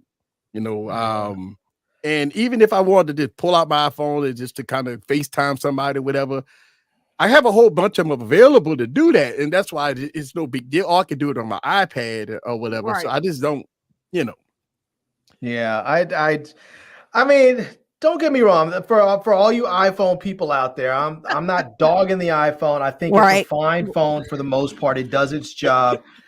But I would say this, for the most part, I think like unless you like, I don't know. Some people buy the iPhone 15 Pro Max or the 14 Pro Maxes, unless you are like a serious power user where you just need that battery cracking. Yeah, I think most people are fine with the lower end iPhone. The only time I think people really need those high end iPhones is if you're like a filmmaker. And this is like a conundrum that I just still haven't worked out. It's like, if you're serious about video, then it makes sense to get the iPhone 15 Pro Max because you're going to get that Apple ProRes, you're going to be able to shoot log, all that other stuff. But then my thought is, if you're that serious about video, why not get a real camera? There you go. I mean, because price-wise, like if I go buy an iPhone 15 Pro Max, I can go buy a Sony A6700 that's going to let me shoot 4K 120. It's going to let me shoot in log. It's going to, I'm going to be able to switch lenses. Hi, Gigi. How are you doing? So I listen, you think about it, right? I mean, if you buy an iPhone 15 Pro Max 1 terabyte, you're almost at $2,000, right? Yes. And so, I mean, at $2,000, and if you want to use it primarily for the cameras, you'll be hard pressed to not buy a real camera at $2,000. There's plenty cameras out there that you can buy that's $2,000 that will give you amazing image quality, way better than an iPhone, by the way. Yes, right. No doubt. So I do know people that use iPhones to film, and listen, there's nothing wrong with that. Just because mobile filmmaking is where it's at right now. A lot of people using smartphones to film, and there's nothing wrong with that. And I used to do it back before I switched over to all cameras. Right. But listen, I don't see it. I don't knock anybody from using mobile devices to film, Right. But I just, and I think that's if you're going to use an iPhone, if you're a professional videographer. And listen, I went to a wedding, and I don't know where they got these videographers from. It's kind of embarrassing when I seen a guy with an iPhone filming a wedding. That to me, I think I've seen that. This videographer had an iPhone. Not an iPhone. Man, he had and that first thing I thought about, boy, he was bargain basement cheap. He must have been cheap. Wow. And I'm not saying he couldn't get a good image quality. But you need a camera for weddings, I feel like. That's I've shot some weddings and I would not show up. I would be embarrassed to show up with just a smartphone. Like even if I produced, like I've throughout my years of filming and shooting, I have shown up to different assignments with like lower end devices, but I always brought my real gear with me. Right. And I would shoot my real gear. And then sometimes if I just want to see how the other stuff will perform, I would also shoot the other lower end gear as a secondary camera to see how it does. And sometimes I only end up using that footage, but I wouldn't just go and shoot with just an iPhone. That's right. That's kind of off. Yeah. I'm stuck and I froze here, y'all. Y'all got to hey, we can still hear you. You good. So what I did was I'm uploading a video right now. That's why. Oh, is that what it is? Okay. Yeah. You know what's interesting though? I've had people ask me like, "Hey, I want to do YouTube, and I'm only going to be able to get a phone. What phone should I get?" And they almost never like my answer when I tell them to go buy, a Z Fold. and they almost never like that answer. They're, oh, well, I was thinking about getting an iPhone. And I tell them, look, if you buy the latest iPhone, it is going to give you the best video quality that you're going to find on a smartphone. No doubt. The difference between what you're going to get with the iPhone and a Samsung phone is so minimal that most people aren't going to be able to tell the difference. And once you add all that YouTube compression, you're definitely not going to be able to see the difference. But then I tell them, I said, here's the trick, is that when you have a folding device and you can use that cover screen and your good cameras are right there, that's why you want a folding device. And I was like, unfortunately, most of the flip devices don't have the best cameras, but the folds, the Z folds, even though they don't have the long zooms, they still have great cameras on there. They still have the 8K video. They still have the pro mode, all that good stuff on there. And sure, if you're shooting with an iPhone, you can take your smartwatch and you can wrap it around the phone and do that whole thing. It's just not as clean and elegant of a solution. And you don't have a pro mode. You're always gonna have to rely on a third party. If you're in a studio like this, you're always gonna have to rely on a third party to actually manually control your settings, because you can't just turn it on and think you're gonna get a consistently good look out of it. It's not gonna work. I think for beginners, right? I always tell beginners, shoot with the smartphone that you have in your pocket, but that's just a start. As you progress, you gotta change it. You level up, right? Say once you get to 1,000 subscribers, you get monetized, you start making a few little dollars. Then the money you got coming in, maybe you utilize that money to level up. Better microphones, maybe a better phone, or maybe go to maybe a ZV-1 or older camera. And then once you in the game, if you want to, and to me, I look at it like this. I tell content creators this all the time. I say, be better than your last video. And I say, when you look at your video, you critique yourself, all the mistakes that you made, try not to make the same mistake twice. Right. If you care about your craft, if you care about your YouTube channel, if you care about your face behind the camera, if you care about your name being on the channel, then you have to care about the way you run your channel. And that's the whole thing. Like, I look at people and say, well, I don't care. I just upload videos. No big deal. But those are people that just, I look at those people. Don't complain when you don't make no money. Don't complain when you don't get no views. Don't complain about nothing if you don't care about the product that you're presenting. Right. But if you care, then you critique everything about what you do. Think about it. Like Easy Computer Solutions, LLC, is LLC my name. Oh, you know what I'm saying? I call myself the tech preacher, but my business name is Easy Computer Solutions, right? That's a fortified business. And for me, as a business person, as my face behind the camera, I want to give my viewers the best visuals, the best audio, the best that I can give. And how do I do that? Then that means that every time I level up, I get better. And I listen to my critics. That's one thing. Now, not the trolls. I ain't worried about the trolls. I'm talking about critics that want me to get better, that want me to level up, that want to see things better for me. That's down for me. That's the people that I listen to. Yeah, and you can't take it in the wrong way either. Some people be like, "Oh, they picking at me." No, they just want you to get better, so they're gonna tell you something to fix. Because I'm always asking you, Easy, and what do I need to do? I don't, just help you get better. I will say this for anybody who's out there that's thinking about YouTubing or doing any sort of content creation. And I think the most, and I plan to actually have all this. I've already scripted it out because don't get into it for the money, because you already failed. Just don't well, it's going to take a little while before you make some, but that's what I'm saying. So, I mean, if you get in it for the money, you're going to be disappointed and probably quit before you actually make some. That's not to say you can't be in it for the money after a while. But just don't get in it for the money, because it may take a while before you. But what happens? You know what happens with people in it for the money? What do? They lie. They cheat. Right? They falsify stuff. Yes. So if you do it for the money, and you find that if I cheat, if I lie to my subscribers, if I lie to the viewers, if I fluff it, then yes, I could go viral. Anybody could go viral if they lie about, I got, whatever kind of content that they're making, they can fluff it, they can lie, they can do all kinds of things to go viral. And but is that true? And you guys have no idea how many times as a YouTuber, companies will come to us and ask us to review stuff.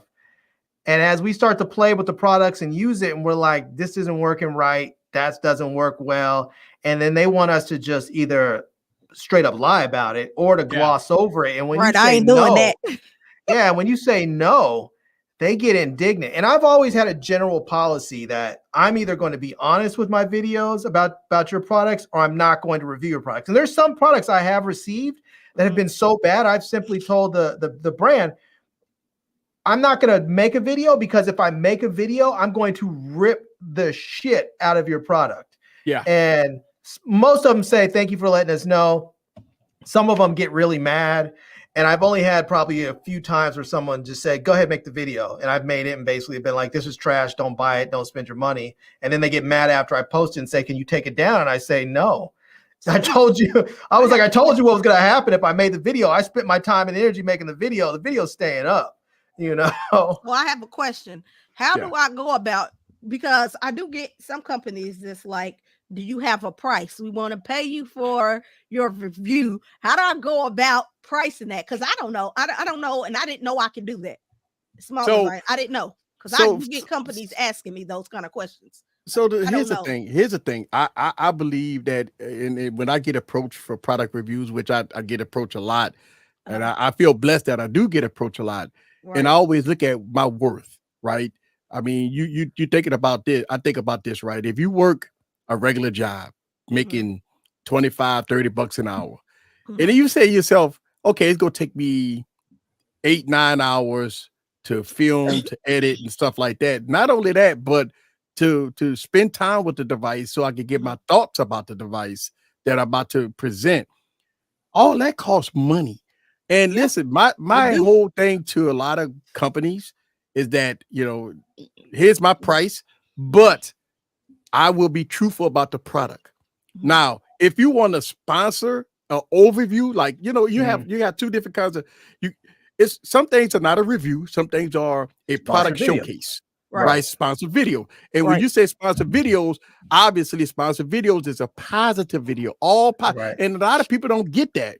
So you can't get paid for a sponsored video to get paid to do an overview about the product that you talking about. It's not a review. Right. It's just talking about the features and functionality about the product. That's not a review. I'm not giving you my opinion about it. Because my opinion is, it doesn't matter what my opinion is, because I'm getting paid to give you an overview about the product. So that's not a review. So, but when you say, okay, here's my review of X, Y, and Z product, and that means that you give in your opinion, your experience, the good and the bad about the product. Now that's a different. Now you listen, when companies say, I want a full review from you, right?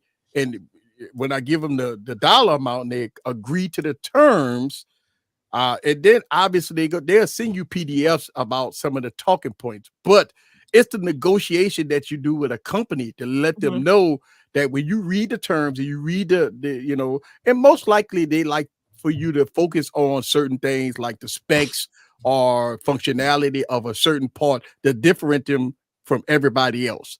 So it's important to read those PDFs. You gotta go through that stuff. But I will say this: if you start getting offers for sponsored videos or product showcases, when they send those contracts over, make sure you specify inside those contracts how many revisions that you will allow. Oh yeah. Because, one revision. I ain't doing those. Oh my God. Because they will. I usually offer 2, but they will go and try. Like if you don't specify, and you send them the video for them to review it, they will say, oh, we don't like this, change this, and you'll change it, and then we don't like that, change that, or add this. You could end up spending just as much time back and forth in the edits, and eventually you'll be like, this wasn't even worth it. I spent so much time going back and forth. So you kind of have to say, look, you get 1 revision, maybe 2 revisions, and send it over to them, and make sure they then go through it. And that way, when they send back their revision list, that's it.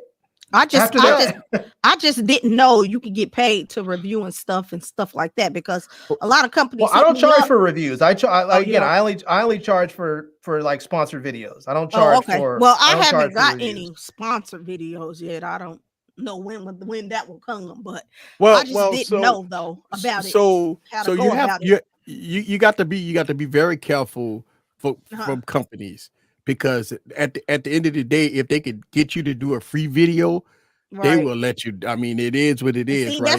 That's what I be doing, and all people be like, you could be getting cheated and stuff. So I'm I tell you, and it all depends, on how your channel is ran. Because sometimes I look at it like, okay, you doing something for me, and I'm doing something for you. They're not doing nothing for you. Let's make sure we understand something. These companies are not doing nothing for you. All right. All they want you to do is showcase their product. Okay. And I promise you, these companies give no crap about none of us. Okay. And they only purpose is to get their product showcased on multiple channels, on multiple streams, on multiple platforms. When it comes down to Twitter, listen, to me, you got to know your worth. And if you look at it, because listen, I run 2 businesses, and I'm gonna tell you, my business, that's my brick and mortar store. If I need to have, if I have a vendor that want to showcase or something, or if I want to have my product out there on out there, whatever, I have to pay for that. I have to pay for marketing. I have to pay for all kinds of different aspects if I need my product or my business to be showcased out there in the wild. And so when for me, I look at it like this, that when a company approached me about product reviews, right? First of all, I look at it that, okay, cool. I study the product, so I ask for information. So I sit here and I look at it. I study the product. I read the specs. And then sometimes I go on YouTube. 9 times out of 10, most of the products have already been reviewed on YouTube. So I scan YouTube, or I go on, I Google it, and I read some articles, and I read some of the stuff. It doesn't persuade my decision, but I would like to know a little something about the product before I get there. Because how many times have we been burned? Getting products in and it was trash. Right. Yeah. I try to avoid that. I try to avoid to get the trash product. So I rather do my research. And if I got 90% of everybody that reviewed that product giving it negative views and negative this and negative, I probably won't review you don't want to touch. Yeah, you don't want to touch that. Yeah. I will say you still have to be careful, because there are people out there that are just unscrupulous. They just want to get paid. And so you can find at times that you'll go and watch some of the reviews for products, and they look great. But that's what makes our job so hard, don't it? It makes our job so hard. A lot of people don't understand. A lot of people think y'all content creators just make videos and post it. You don't understand the research. That's not everything that we have to do. That easy. It ain't that easy. Easy at all. And look, they get scrutinized by you have to be careful, because like you have people buy products based off of your reviews, right? And they get mad if it doesn't work out. It was this and it was that, right? So you can't. I always look at it like this. I don't want nobody to come attack me for product that I did, that I said it was sunshine and roses because I got a big paycheck. You see what I'm saying? I don't want nobody to come at me telling me that I got, that this product was trash. And I'm saying to myself, I knew it was trash, but I got that big check. You see what I'm saying? Right. Remember when I mentioned to you I was supposed to get that stuff from Ho-Hum? I don't know who was emailing me. Somebody through another company about it, because I ain't never got that stuff. I was like, don't bother me if you ain't really got no means of sending me something. Because I was excited for that stuff, Well, I mean, look, and the thing about product reviews, here's the thing, man. As you progress in this YouTube game, as you get bigger, a lot of serious companies will go and look at your channel and see how you make your videos, see your production, right? See how you showcase their product, and stuff like that before they come at you with an offer. Because I'm gonna tell you right now, Man, look with the way I make my video with green screen effects, and I'm using teleprompters and multiple camera angles and stuff like that. I don't sell myself cheap, baby. You know what I'm saying? I'm like, hey, listen, I am not cheap. You should. I am not cheap. If people come at me, they're like, man, you a little high. You know, hey, man, listen, man. Hey, listen, it's all good, baby. You can say no to me. You can say no to me. Right. You know what I'm saying? Right. I'm not cheap. Right. You know, because I put a lot of time, a lot of effort, a lot of energy in product reviews. Yeah, and for me, I want to see the light at the end of the tunnel. Mm-hmm. So after I put in, 2 or 3 days or 30 hours worth of work into a video. Hey, but easy. Ain't nobody put that much work into a video like you. That's all I'm saying. Because I'm expensive. That's right. That's right. But people come to me. Well, people come to me, they ask me, you a little high? I say, goddamn right, I'm high. Well, yeah, I'm high. I'm high as a motherfucker. I ain't even gonna lie to you. I'm high as a motherfucker. Shit, you gonna pay me. Shit, you damn right, man. I'm high. Shit, but you know what? At the end of the day, if you want the best content, that I can bring to the table, then I'm gonna give you visuals. I'm gonna be the best.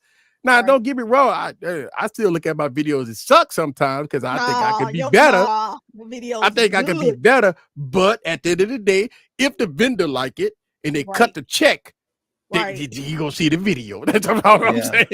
Yeah. And listen, I've been getting emails from people. They be like, oh, we've really been watching your channel. We really like what you do. I'll be like, they lie. Yeah, that's a form letter. Like, that's bad. That's like, they lie. That's all. Yeah, they always say that. And man. then and it's funny what I do with them sometimes, because I know sometimes they'll be funny with me. Like they'll say, oh, I watch every one of your videos. They're fantastic, and we think you'd be great for our product. Blah blah blah. And I'll tell them to send it out, and then I don't send, I'll post the video. I won't send anything to them. And then they'll hit me up a couple weeks later and say, we haven't seen the video. Where is it? And I'll say, I thought you watched every video. Right. It's been up there. I thought you were a fan of the channel. It's been up there. You should have seen it already. And listen, man, I get companies, and I can say this because I don't really give a shit, that like Sound Piece, right?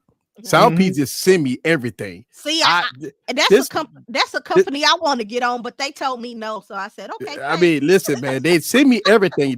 I've been holding on to this headphones for about a month. I haven't opened it. I haven't reviewed it. The reason why is because I don't play that shit. Like, you got to come to the table, man. I don't do videos just because you sent me the product. I got it sitting right here. You know what I'm saying? But I mean, we gotta negotiate. Listen, it's been sitting right there for a whole month. I mean, they sent me, and listen, don't get me wrong, I feel blessed. Of course, we all do, But when you get to another level, then you say to yourself, I mean, I'm at another level. I don't do the free shit. You can't take the mess, right? I don't do the free shit. See, right now, I think I just be saying yes to a whole bunch of stuff because I'm like, this is some content for my channel to grow, since I'm still growing, But I gotta get serious, But here's the thing, though. I know what a lot of people say that, right? That they trying to get content for their channel, but you don't have to run your channel that way. It's all kinds of other things that you can talk about on your channel besides product reviews. True. Because it gets a lot expensive. And I know I went down that rabbit hole too, because I looked at that. Oh shit, they're sending me all this free product. That's more content for the channel. Right. But I think about this. But it's not always good content. It's not always good content. Because they do be sending some whack stuff sometimes. And sometimes I just be saying, just to get it and review it. And I'll be like, what the heck is this? I'm reviewing it. Yeah, I've gone down that rabbit hole. I've been having to tell myself no. I've been telling people, like last year at the end of, like towards the end of the year, I've been saying basically no to everybody. Partly because I was sort of transitioning from doing one type of content to another, but I was saying yes to a lot of stuff that I had absolutely no intentions on ever reviewing. Right. I just wanted it because I was like, this will fit in a small package. This will make it for a nice giveaway. And so there you go. And and even today, like I mostly try and focus on camera stuff and smartphone stuff. And that's where I've transitioned into, and it's taking some time to find an audience there with that, my audience with that. but I still have the other stuff that comes in. I just tell people I'll feature it in one of my haul videos. I'm not gonna do a dedicated video on it, but I'll show it in the haul. And I tell them I don't charge for my haul videos. If you guys want to send it to me, you're welcome to clip the video if you want. So it's a great thing for them. It's great for me because then when I do my giveaways, I have a ton of products that I can just hand out. And that's kind of why I do it. It's because of you that I reached out to Team You and all these, because I've done these haul videos too. Do Team You be sending you stuff? Oh, dear. I mean, I've done sponsored videos for them. I need to try to hit them up. Hey, man, listen. A lot of people talk a lot of crap about them, and I'm actually using a bunch of their products. Some of their stuff is actually good. Their stuff is really good. Some of their stuff is good. Shoot, like I can get them up, I will. So I did a sponsored video with. So I do sponsored video with AliExpress, right? Okay. So I do those videos and I do Team You videos, and man, some of that product is good, man. I'm still using some of that stuff. Some of that stuff be good for a good deal. You get it, man. You get that stuff dirt cheap. They get that stuff dirt cheap, man. I'm telling you, man. I'm using that stuff now. Do they just send you a whole bunch of stuff, or they let you pick what you want when they send it to you, or you don't know what you're getting? No, I ask for details. I don't like to be in the blind with nothing I do. So Timu, if you're watching this, even though you might not, listen, man. I'm telling you, I did a couple of videos for Team You, and at first, you hear the rumor about them. Oh my God, they're so cheap, cheap. I'm not gonna buy nothing off of there either because I was scared. But listen, I have these surge protectors and stuff that I did a video for. I the JBL or JVC headphones that I use. Listen, the basic. These are my daily drivers that I did an AliExpress video for. Oh, okay. And this thing's like $15, man, and they sound better than my Galaxy Buds.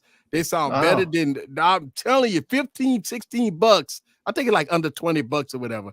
And these things got long battery life, great sound, better than my Galaxy Buds. Cedar. Yeah, it is what it is. I'll tell you a quick tip here. If you're once somebody sends you something, once you're dealing with one of these PR companies or marketing companies, they send you stuff. Go to their website, because like if you let's say that I don't know, let's just say just some random company called ABC PR. Is sending you a pair of headphones. Usually if you go to their website, they'll have a client list of people that they're also working with, and you'll see other brands they're dealing with, and you can reach out and say, hey, can I see that you guys represent this brand, can you get me this product from them? And I've done that so many times and gotten stuff that I wasn't ever expecting to get, but because I already had a contact, it worked out. Sometimes I get kind of tired of going after companies sometimes because I feel like it's bad in a way, because it's like me hounding them, because I be on their websites trying to find their email PR emails. I be sending out emails like crazy. Sometimes I get an answer, sometimes I don't. That's just the way it is in the early days, man. I mean, before people were asking me to review their stuff, like I still write people every now and then. Are you still there? Yeah, I'm here. Oh, okay. I didn't know what happened. Before people were sending me stuff or offering me stuff, and I still do ask people for stuff, but I would just usually about once a week, I would sit down and I would make a list of all the products I would want to review, and I would just write to all the companies and ask them. And if I couldn't find an email address on their website, then I would go to like LinkedIn or something and see if I can find who's their PR person. I be on LinkedIn. I'm telling you, I really be everywhere trying to find them emails for them people. Oh, Easy had to get him a drink. Hey, I got me some of that good special stuff, man. There you go. It's a little bit more challenging than sometimes I think than it used to be. And some of these companies don't have in-house representation. Some people do handle, like their influencer stuff is handled by a third-party PR person. So sometimes there's no one to even really reach at the company itself. You just kind of have to know. And sometimes companies are like, you can look like, for instance, I've been wanting to review the Ray-Ban Metas. But if you go and look up Ray-Ban, you're not going to find their PR people on there because Ray-Ban is owned by another company that owns like 30 other companies. You got to find the parent company and then find out who their PR people are. Right. Because I've been trying to hit up New because they got a phone that a newer phone that I want to check out, but I ain't heard back from them. Who's that you want to check out? New The new mobile, yeah. They got that. Yeah, they hit me up. Yeah, they hit me up. They're supposed to be sending me a phone. Oh, you gonna get it? Yeah, I'm gonna send it to you. Yeah, but see, here's the thing. Here's my challenge, right? Here's my challenge to any content creator, to you, Kia, to everybody out there. You scale back and look at your YouTube channel, and you look at how could I be a better content creator, right? How could I be a little more organized? How could I make sure that my visuals and make sure my audio and make sure that my content itself is better? Because just say you have a company that want to sponsor you, right? That want to, and they browse over your channel. You have to look at your own channel and say, is this the best that I can offer to a sponsor? Right. Right. Yep. True. And so what you have to do is you have to go back and say, you know what? I have to chill and look at my channel. How can I get better? Instead of rushing content, and you have a lot of content creators do that. And see, I can attest to that. I do be rushing content, and I'll be like, this don't look that good. Instead of me trying to sit down, do it little by little, day by day. Sometimes I do be rushing content, and I'll be like, that's not gonna catch no company's eye, nothing like that, So, and you have to look at it like that too, because you think about this. You're not the first, and you ain't gonna be the last. So rushing content doesn't help you. I understand the algorithm. I understand the views. I understand you want, I understand you got to attack it and stuff like that. Listen, man, I've been in this game since 2015, and I came to the conclusion I don't follow hype. Right. We talk about it on streams. We'll talk about it here, but if I'm not. I look at it that if I'm gonna make content, I may not be the first and I may not be the last. And I look at I want to make the best content. And that listen, I don't get me wrong, that hurts me though, because the algorithm doesn't play fair, right? Right. If you're not first, that means you can't grab the views. You don't get the 20, 30,000, 100,000 views that everybody get when they posted their content quick. But for me, I feel that I want my content to be better than just That's it. Like I don't turn on a camera. Matter of fact, my studio is not set up for me to turn on a camera and upload a video. I mean, I got 4 cameras sitting in front of me, so it's no way I can do that. The way my studio is structured is that I can't just upload a video in 10 minutes. So for me, I can't rush, and I did it by design. So I don't rush content. And so for me, I look at that. Let me take my time. Let me, enjoy the, look at how can I make the best content, not coming out with that. Right. And listen, I got a series of videos that I do right now. What do I have a series? I have me critiquing myself. That's right. I'm screwing over myself. I'm calling myself out in videos. I got a series of videos that I do that's called me reacting to my own videos. And I call myself out. I call myself dumb and stupid for making this video. I should have never posted this video. This video is trash. I can't, and I call myself out. I do the same. I go back and look at some of my older videos. And I'm like, what the heck was you thinking? Yeah. You think this was good? Like, dang. I it's funny is I always watch my old videos. Always. It's funny. Maybe I should. I know that some people say they should. I almost never go back and watch my old stuff. You should. I do it all the time because, like, if you can't watch it, some of the videos I can't watch. And listen, I'll try to watch my old. They suck so bad. Right. I can just delete it from YouTube. Like they suck so bad. I'd be like, I could have did this better. Now that I know better, I could have did that better. Yeah, it'd be crazy. I don't think I watch any of my olds. Like I make it, I produce it, I put it out there, it lives there, and then I move on and I don't watch it anymore. And I think I got that because I remember years ago, I remember watching an interview with Dr. Dre, and he was saying he doesn't listen to his own music. Oh, wow. Okay. He was like, he makes his stuff, he puts it out there for people to enjoy, and he was like, he doesn't go back and revisit it. Yeah, I do that. And I just, because I look at it like this. For me, I'm compassionate about my audience. My viewers is the most important thing to me. My viewers.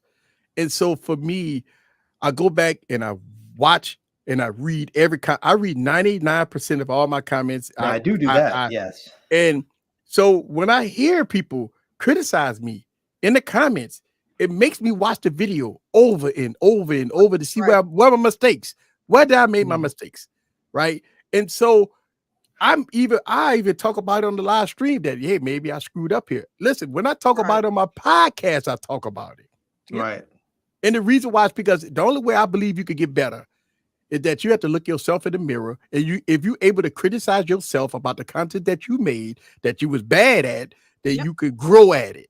Yep. Right. You could grow and level up. And for me, listen, I'm not gonna sit up and say that I'm the best content creator out there. I'm not gonna sit up and say that this, that, and I probably still I make a huge amount of mistakes, but I try to make less mistakes. Right. You know.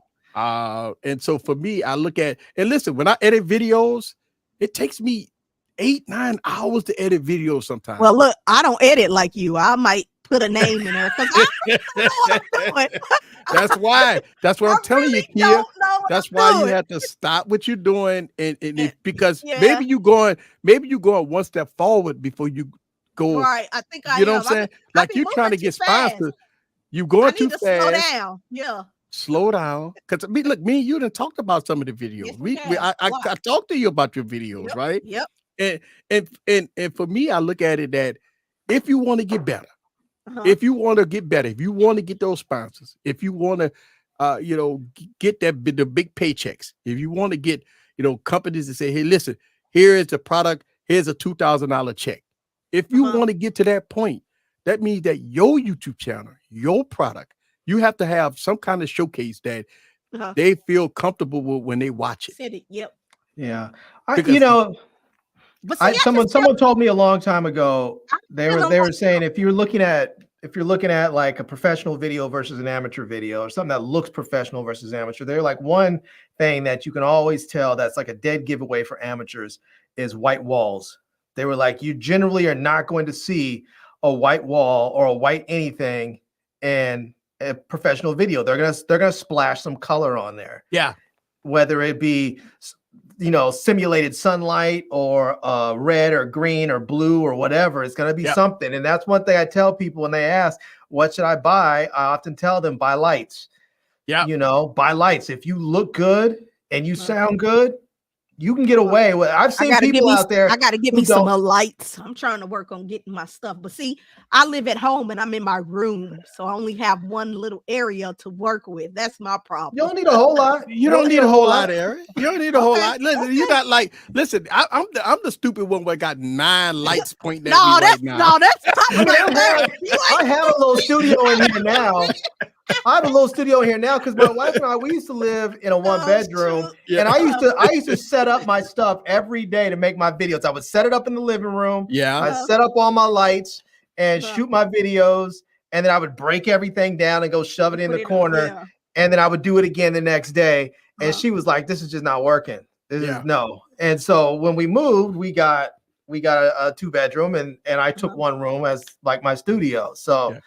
But you don't need a whole lot. Yeah. And trust me, fun fact, right? And my wife hated. I have a whole dedicated green screen room now. Like I have a room that has green screen, right, all around it. And I have sound. I got soundproofing all around it. So when I do my videos in there, it's all green screen. But I got the MKH 416 above me, and I shoot all my green screen videos in another room. But really, this is how bad I want it. I always had in my mind when I start this, I want to get me a building just for a studio. Like I really do. You gotta make a ton of money though, man. I know. Yeah. That's the problem. That's the problem because I want that though. Like, listen, if that's the dream, okay, if that's the dream, then how could you accomplish that dream? That means that you have to look at what you got right now and see, do say to yourself, do you have a product that's sellable? Can you get sponsors to drop, 10,000, 6 figures for you to make videos? Right. And you have to look at, not only look at other people's videos, but look at your high-end content creators like the MKBHD Unbox Therapy. Look how they edits and look how their videos look. And listen, I understand they got a team, but it could be done. One man, I've been a one-man band since I started, and you see the visuals on my YouTube channel. So it can be done. It's a dedication. Listen, it don't matter where you live at. It don't matter what kind of room you have. It don't matter. It's all about the thought process and the dedication. Okay. Listen, I could tell you that, for me, I look at that it's not about, the room. You could turn a room, the space that you have, into something spectacular. Yeah, you can. Yeah, true. All you have to do is sit back and say, okay, what could I do? I could put up they sell stands that you get backgrounds like this background. I mean, this is a background. Yeah. I could change it or whatever. Say green screen. I'm gonna get me one of them things to say your name. I'm trying to work on that. I'm always putting stuff. That was a gift. Yeah, I'm always putting stuff in my Amazon cart. It's like I got to get this for my channel.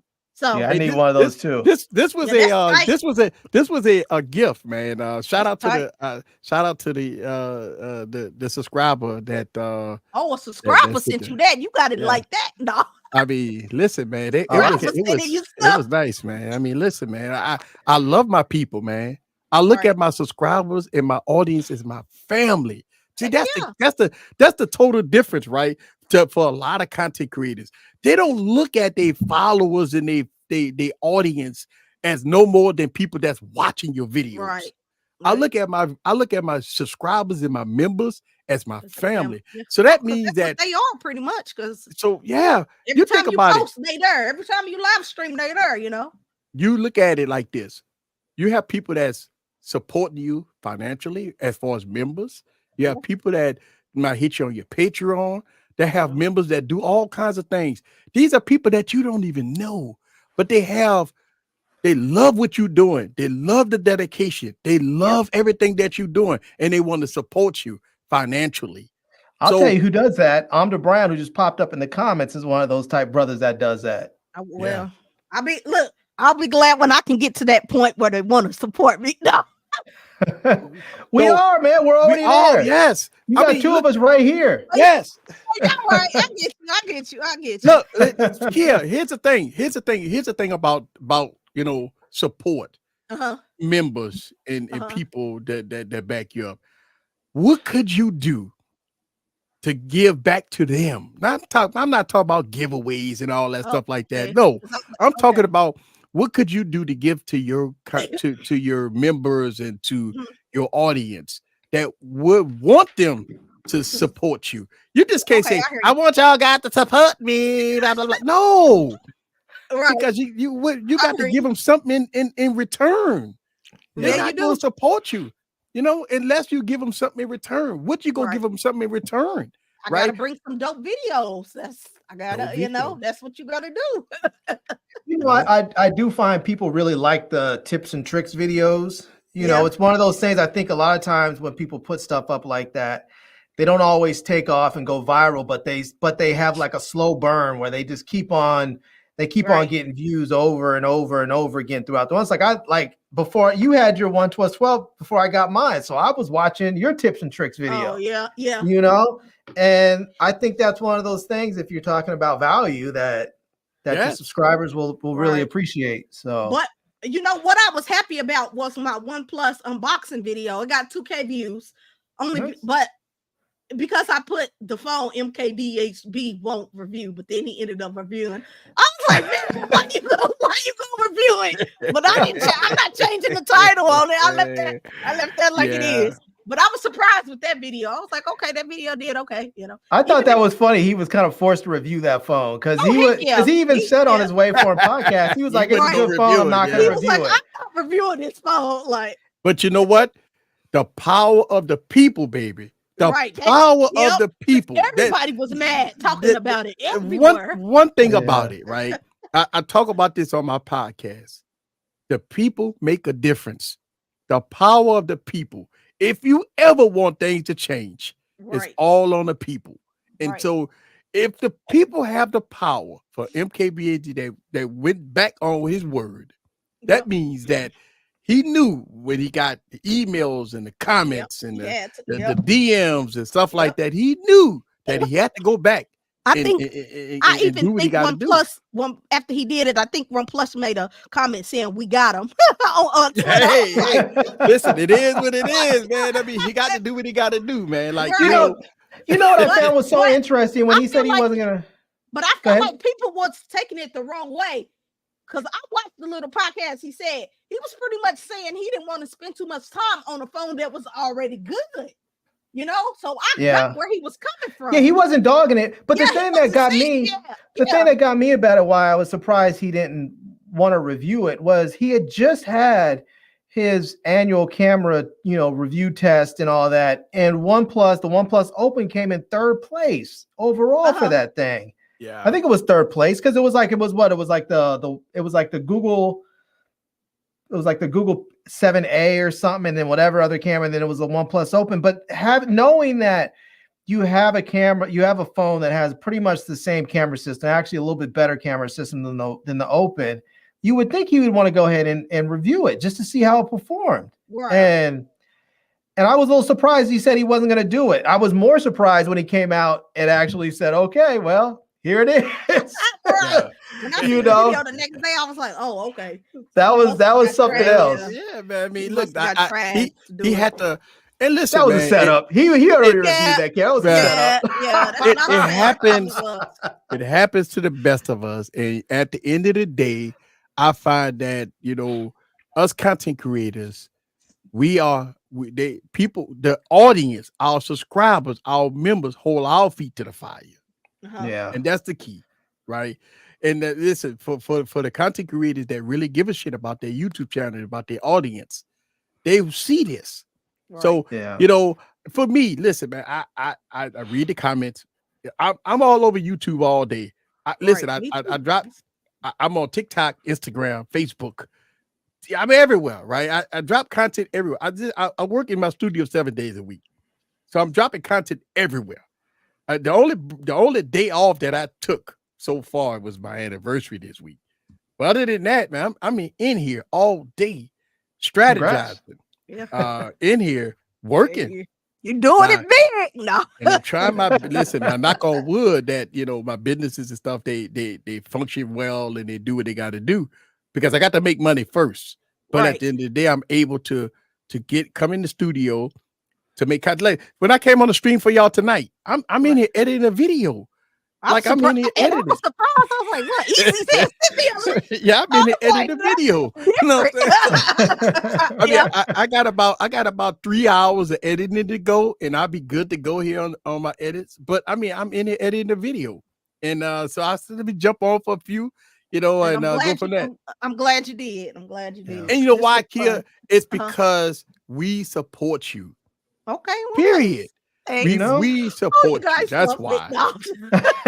We support you. Yeah, I support every one of y'all too. You know what I'm saying? And listen, at the end of the day, I watch all your videos. I watch everybody's videos. You be telling me. You be telling me. I watch your videos. I critique videos in my head. I say, you could have done this better. You could have done that better. And we talked about it offline, right? Oh, yeah. And I say this, and I would say this again, that I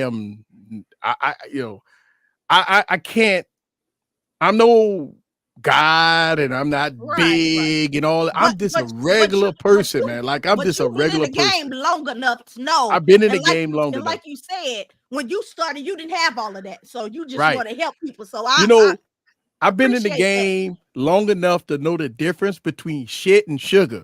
Yeah, I know you. I've been in the game long enough to know the difference between shit and sugar and fake and phony. Right. That's it. I know I've been in the game long enough to know the difference between shit and sugar. Hey, I hear you. Oh my goodness. This was fun though. I mean, I gotta go, yo. I can be up here talking. I'm talking about. I was about to say I gotta go too, but this was fun. This was fun. Thank y'all for coming. You gotta go finish your videos. I understand. Larry, I'm a huge fan of you, man. I watch all your haul videos, and every time you post something, I'm there, man. I'm there. Thank you, man. I don't know how I wasn't subscribed to you. I went and immediately subscribed to your channel, man. I don't know how I wasn't subscribed. So I watch your channel, man. When I saw you up here, man, I said, "Wow, kid got celebrities up here, man. I gotta come out." Oh man, here you go. Man, this got to be fake. Man, me and Kira, we've been chatting back and forth for a while. I'm telling you, it's funny because I was like, it was like the other, like when I went to CES, not this year, but the last year, I was like, my whole goal was to meet other content creators and Black content creators. And I think I met two. I met Latrell and I met, I think it was Antoine. And then this year, I went to CES and Latrell apparently knows everybody. Because we were at the Showstoppers event, and me right there. Man, he knew everybody. He was just like, "Oh yeah, come over here. Let's talk to so and so. Let's talk to so and so." Here's so. I was like, "Well, damn," you know. So I was feeling good, but it was like when I met Kia, I was like, I was just happy to meet another Black YouTuber. So you know, and we need to stick together, man. We have to. Yep, we gotta stick together, man. Because at the end of the day, we are our own worst enemies. A lot of people don't understand that. There you go. Yeah. There you go. You got Black YouTube content creators stab other Black content creator, you know, in the back. And that's we are our worst enemies. And that is a shame. And so for me, I look at that. I celebrate Blacks, content creators that's putting in the work. And I wish them the best. I want them to do better. I want them, listen, we all in it for the same reason. A lot of people don't believe that. A lot of serious content creators is in this for a reason. We're not doing this, you know, to as a, you know, yes, we could say a hobbyist or whatever, but this is beyond hobbyists, right? When you have $100,000 worth of cameras and monitors and stuff. I mean, it goes beyond. When I have half of my house is set up for YouTube and content creation, it goes beyond hobbyists, right? Hey, so I look at it like this: if you're serious about your craft, your people will know because they will see it in your energy and in your videos. Yeah. That's it. I mean, listen, I think people take that. Of course, we got to do the hard work. We got to do a lot. And I think what we have to do is we have to get the information to people to let them know how hard it is to be a Black content creator. How hard it is to get in the studio and know that 90% of the videos that you drop is not going to get no views.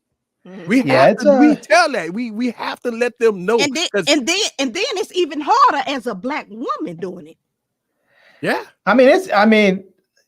Yes, I'd imagine it's hard. It's hard. It's hard as a woman, I would imagine, in the tech space in general, because it's just so male dominated, and to be Black on top of that, I can only imagine. I know that I get comments from people that are. They watch the video and they'll be like, "Oh, your video's great, you this and that," but like, why do you have to show your face? Yeah, and I'm like, what is that even supposed to mean? Right.